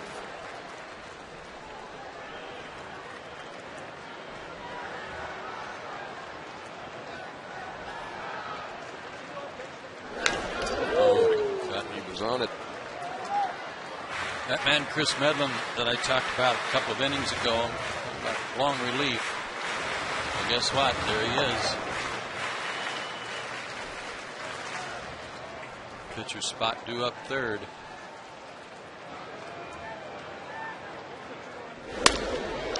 Gonzalez towards center. It'll fall. Leadoff single in the 11th. Yeah, baby. The second hit of the night for him. Now you're kind of in a bit of a pickle here as the manager because the pitcher spot's on deck and you don't have any position players left except for your backup catcher.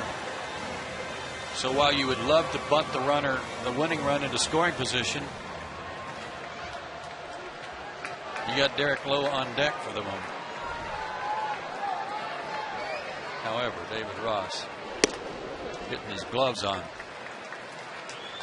McLeod takes outside 1-0. This would be a fitting end in his return. Yeah, it'd be great. After missing 33 games. Hasn't played since June 9th.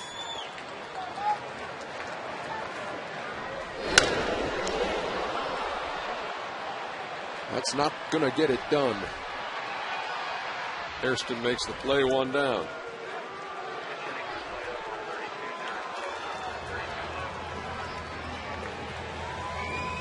So if you had asked Derek Lowe earlier today when he got to the ballpark, what do you think he'll be doing at 5 of 11? Pinch hitting in the 11th inning? First career pinch hit appearance for him, and he will be trying to bunt. He has 7 sacrifices. That's tops on the team, pitcher or otherwise.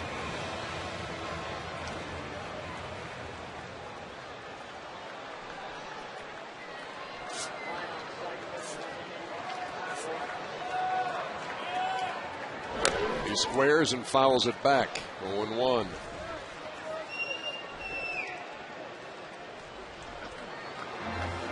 Ryan Snitker flashing some late night signs over there with Gonzalez at first and 1 down. If he can get it down, it sure does put some pressure on the Padres again. That's fouled again. 0-2. I'll try again. Even 0-2. Try to get it down. Because if you get Gonzalez to second base, you bring Prado up, who's now second in the league in hitting, tops in the league in hits. And even if they pitch around him, you got Jason Hayward on deck, who has 2 more hits tonight after a 3-hit night last night, and a left-handed hitter. Lowe will try again. It'll take. Ball and 2 strikes.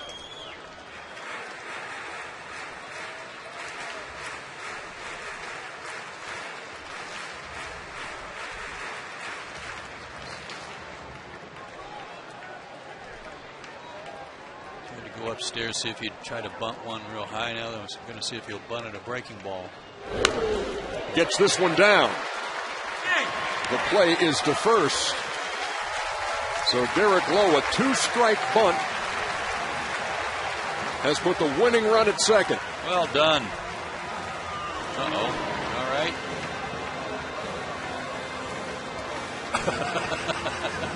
Safe.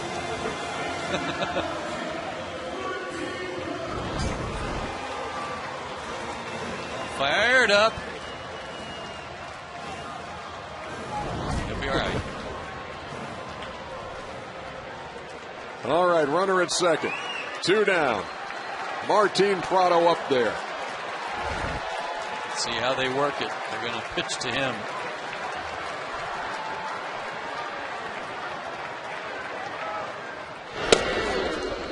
It's a strike. 0-1. Looks like they will.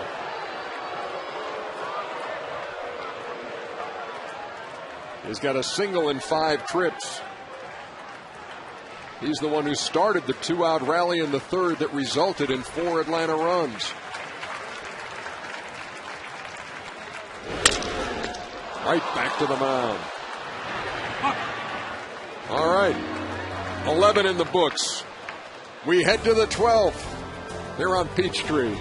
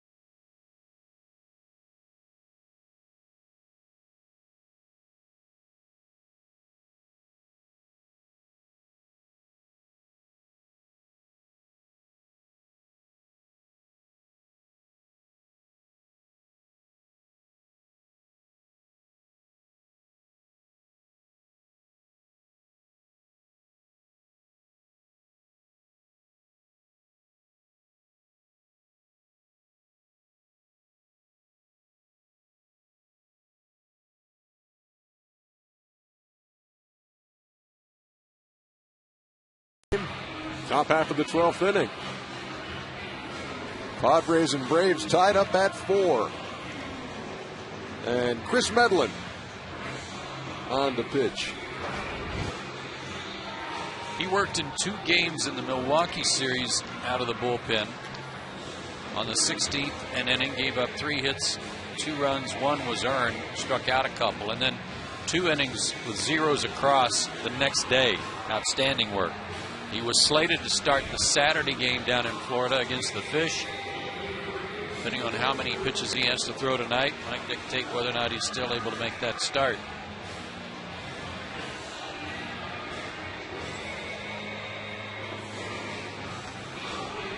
See what the Phillies and the Mets are up to tonight. St. Louis now in the top of the 9th, beating Philadelphia again. And the Mets again trailing at Arizona. Yeah, and the Phillies got more bad news yesterday. Jamie Moyer came up with some elbow issues that they're worried about.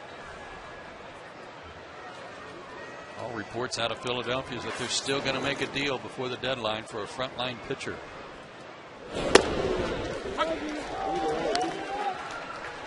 Needs to be seen. This is Chris Denorfia batting for the 16th time tonight, it seems. Every time I look up, this guy's in the batter's box. Well, you're practically right, because he led off the 8th, the 10th, and now the 12th.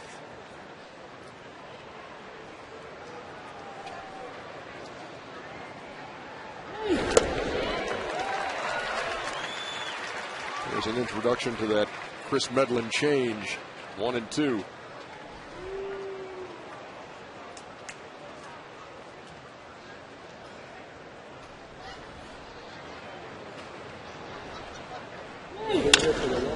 Lined into left, base hit. Denorfia can run, takes a wide turn, and it's a leadoff single here in the 12th. Well, he went down and got that pitch.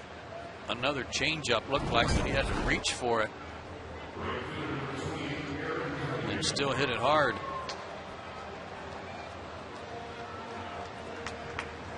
That typically is a roll over the top, comebacker to the mound, or a grounder to short.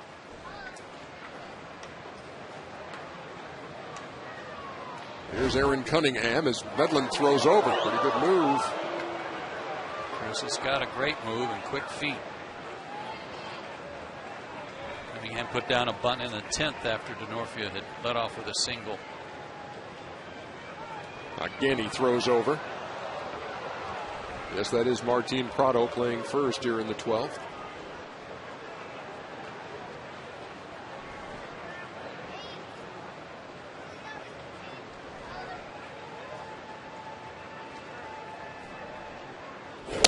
Squares to bunt.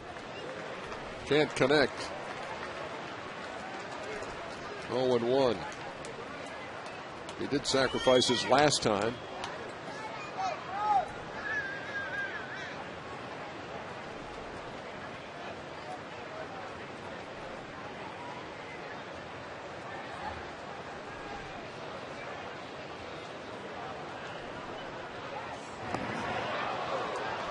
Save there by Martin on a ball in the dirt. He handles the glove well over there.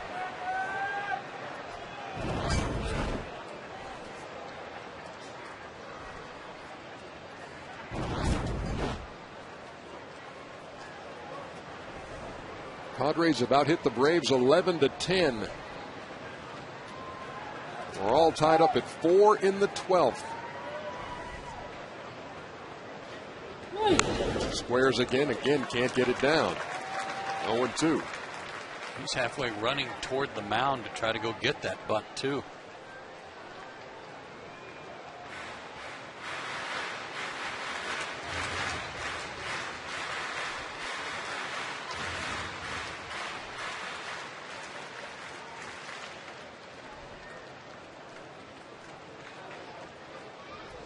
Medlin way ahead of Cunningham. 0-2. Another throw over.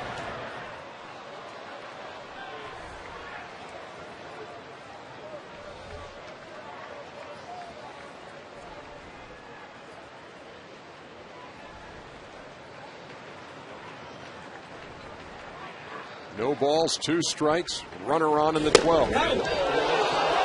mercy. Say that again.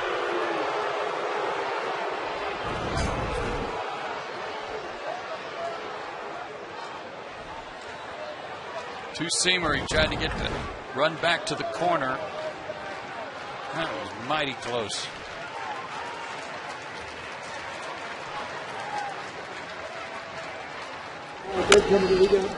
And a little excuse me tapper foul.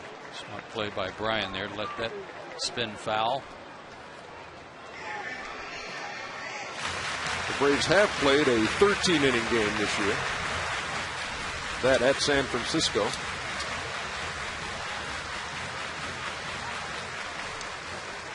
That was that game we were talking about earlier tonight. Renteria with a tying homer in the ninth. And Medlin took the loss. This one's in the 12th.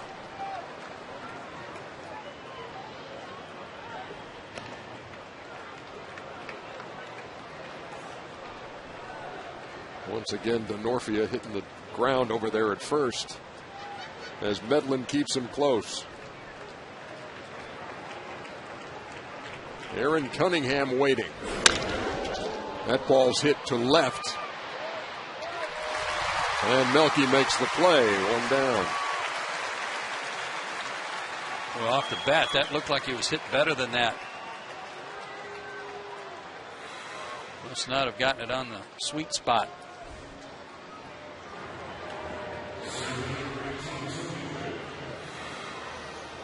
All right, they've run a lot in this series already. Got two guys thrown out trying to steal last night. Two guys swipe bases early tonight. And you got a good hit and run man at the plate too. Let's see if Bud Black plays it conservatively or if he puts him in motion.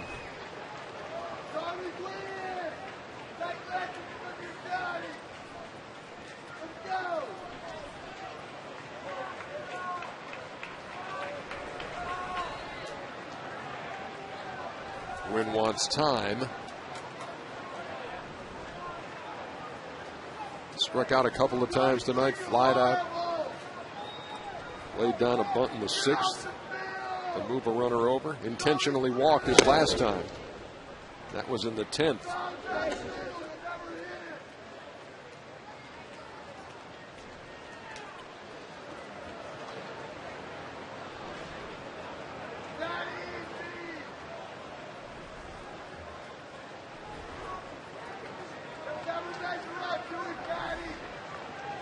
Runner going. Fouled off. A ball and a strike. Did try a little hit and run. You're talking about Derek Lowe and wondering if he had anything cross his mind that he might be pinch hitting tonight when he came to the ballpark. Well, likewise, from a mental standpoint, for Chris Medlin, you got to respect the fact that he wasn't anticipating having to be in the ball game and pitch tonight. You know, run in and get your spikes. We may need you. And then all of a sudden, you've got to flip the light switch on. It's one of those all hands on deck situations now.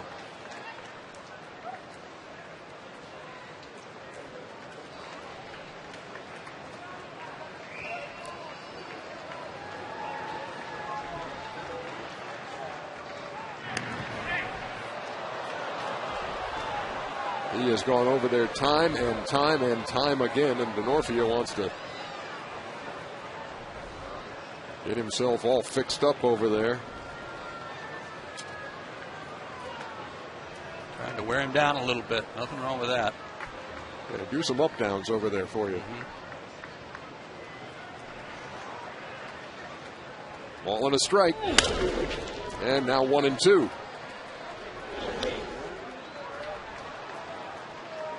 St. Louis has beaten Philadelphia again.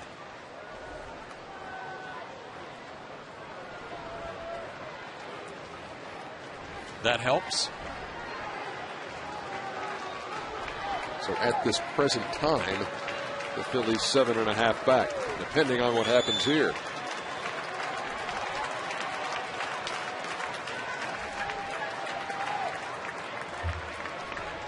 Here comes Medlin with a 1-2, foul straight back.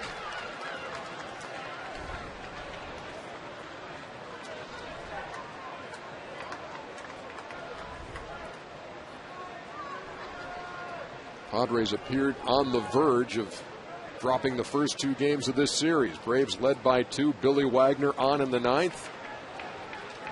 And they battled back, scored twice, tied it at 4, and that's where we are. Now in the 12th. 2 balls and 2 strikes. Quinn put up this kind of at bat in the 3rd inning against Tommy Hanson. Runners at 1st and 2nd. He kept fouling pitches off before finally flying out to left field. Kept spoiling some good ones.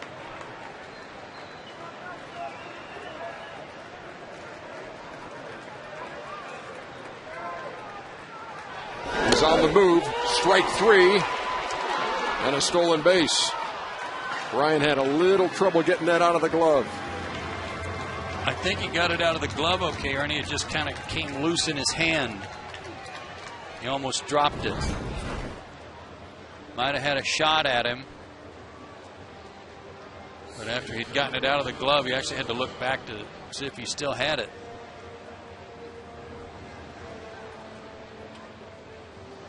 Ball came out, but by the time he regrouped, no real chance. So now the Padres have the go-ahead run at second with 2 down.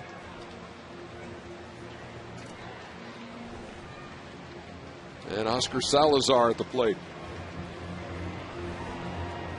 Well, and they've got a situation where they've only got their backup catcher available on the bench and the pitcher spot due up after Salazar. So the Braves will force Bud Black's hand, and it looks like Hundley will be used.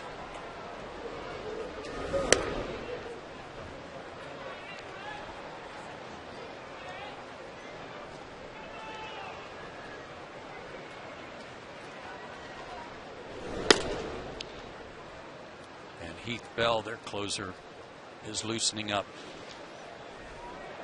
Hundley is a bigger threat than Salazar, but this is just strategy to get the Padres to use up their last remaining bench player at the risk of him getting a hit. But it also helps your defense too. Gives them a little more to work with from a force play standpoint. Hundley started last night behind the plate, went 1 out of 4. He's called on here in the 12th.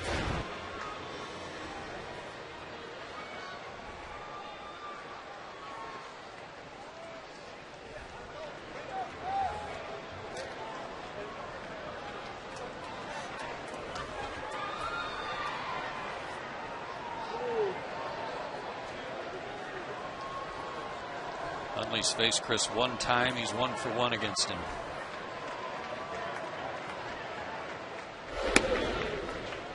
Takes low, 1-0. Denorfia's at second. Salazar at first.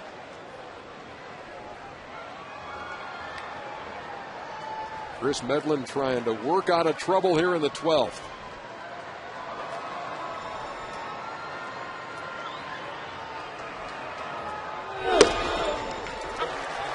Hundley takes a strike, 1-1. This guy's got great numbers, Hundley, with men in scoring position, 2 out. He's hitting just under 350. In the Braves half of the 12th, Jason Hayward, Melky Cabrera, Brian McCann. But first things first, and there's a line shot to left, and the Padres are going to take the lead.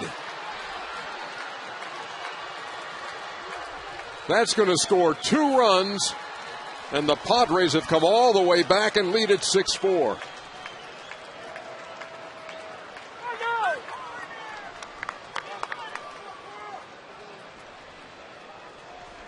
And the risk of using your last position player certainly paid off for the Padres and Bud Black here. Change up. It stayed up, came back to Hundley, and he didn't miss it. RBIs 28 and 29.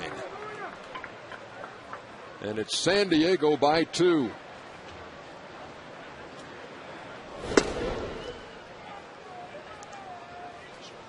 Back now to the top of the order, and Jerry Hairston. His 7th plate appearance of the night. He's had 3 hits, been hit by a pitch, and has scored a run. Rounded to third. Infante throws him out, but the damage has been done. San Diego 6, Atlanta 4. Got to go get them Braves as we go to the bottom half of the 12th.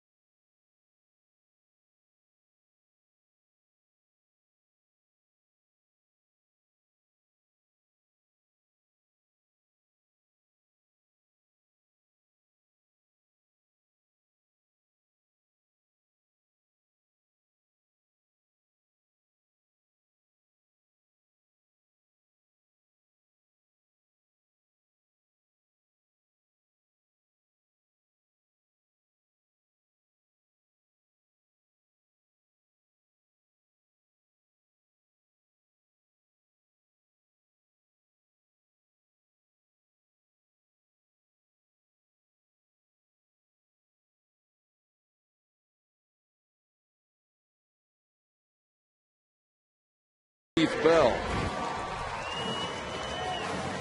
Great numbers, only 3 blown saves for him this year, a 2.01 ERA, but on the road it's even better, a 0.95 ERA, and he's 16 for 17 on the road, closing games. Tied for the lead in saves with 26 with Brian Wilson. Francisco Cordero.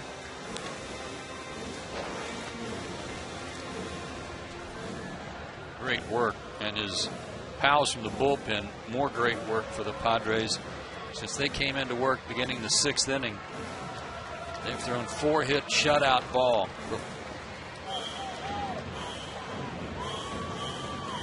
What they've done is given their teammates a chance to get back in the game, and now a chance to salt it away. They lead by 2.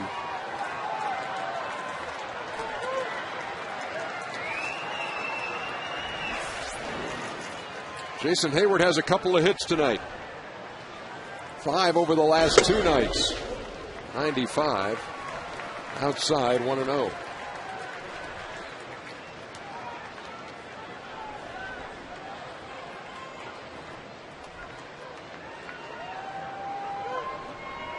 Led the National League with 42 saves a year ago in 48 opportunities.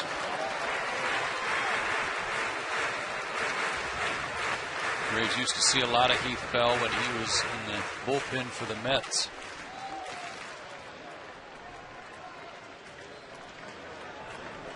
Went to San Diego and became a star.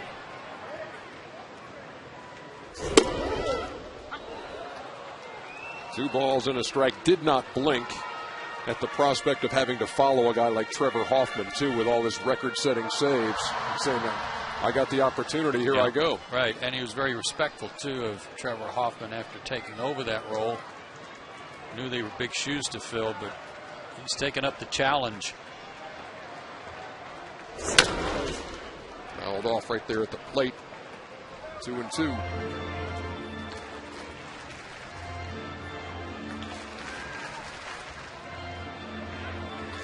Well, San Diego got to the Braves closer in the 9th. We'll see if the Braves can return the favor against Heath Bell.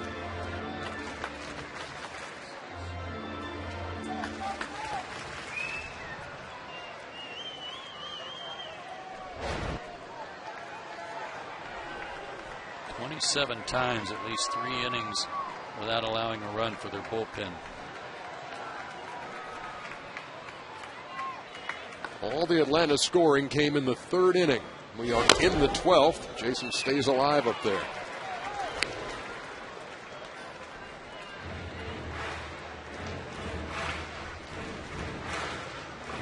Padres got him from the Mets along with Royce Ring, who spent some time with the Braves, in exchange for Ben Johnson and John Adkins.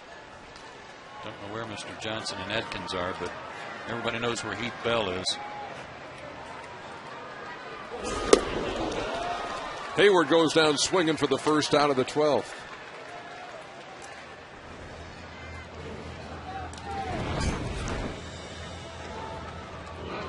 Good hard downer slider there.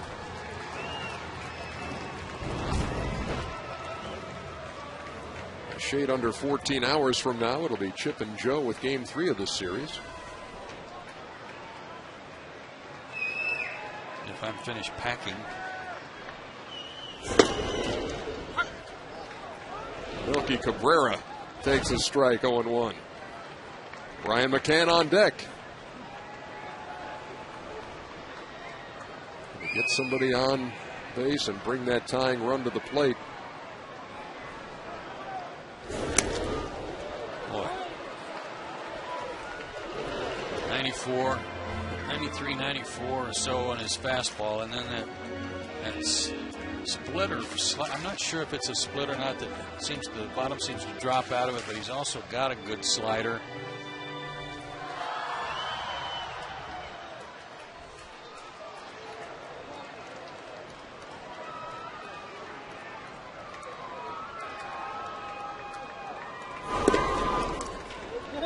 That was a breaking ball.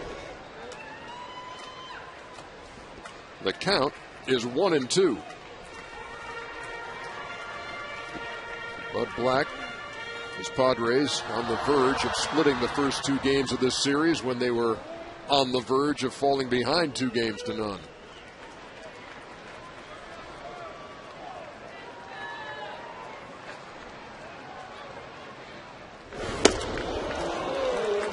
Two up and 2 down via the strikeout.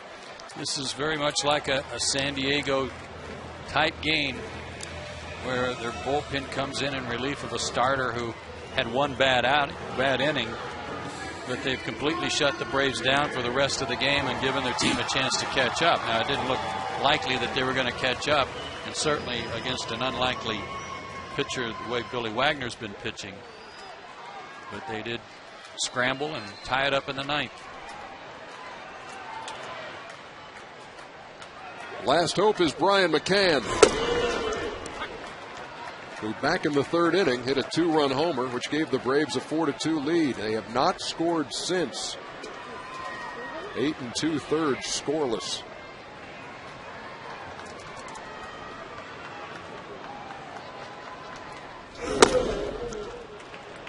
Rush that one up there at 96.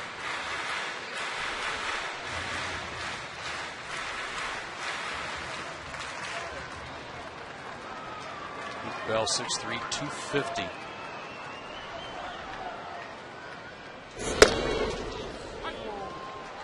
San Diego is a strike away. Yeah, huge win for them. Brian didn't like that last call.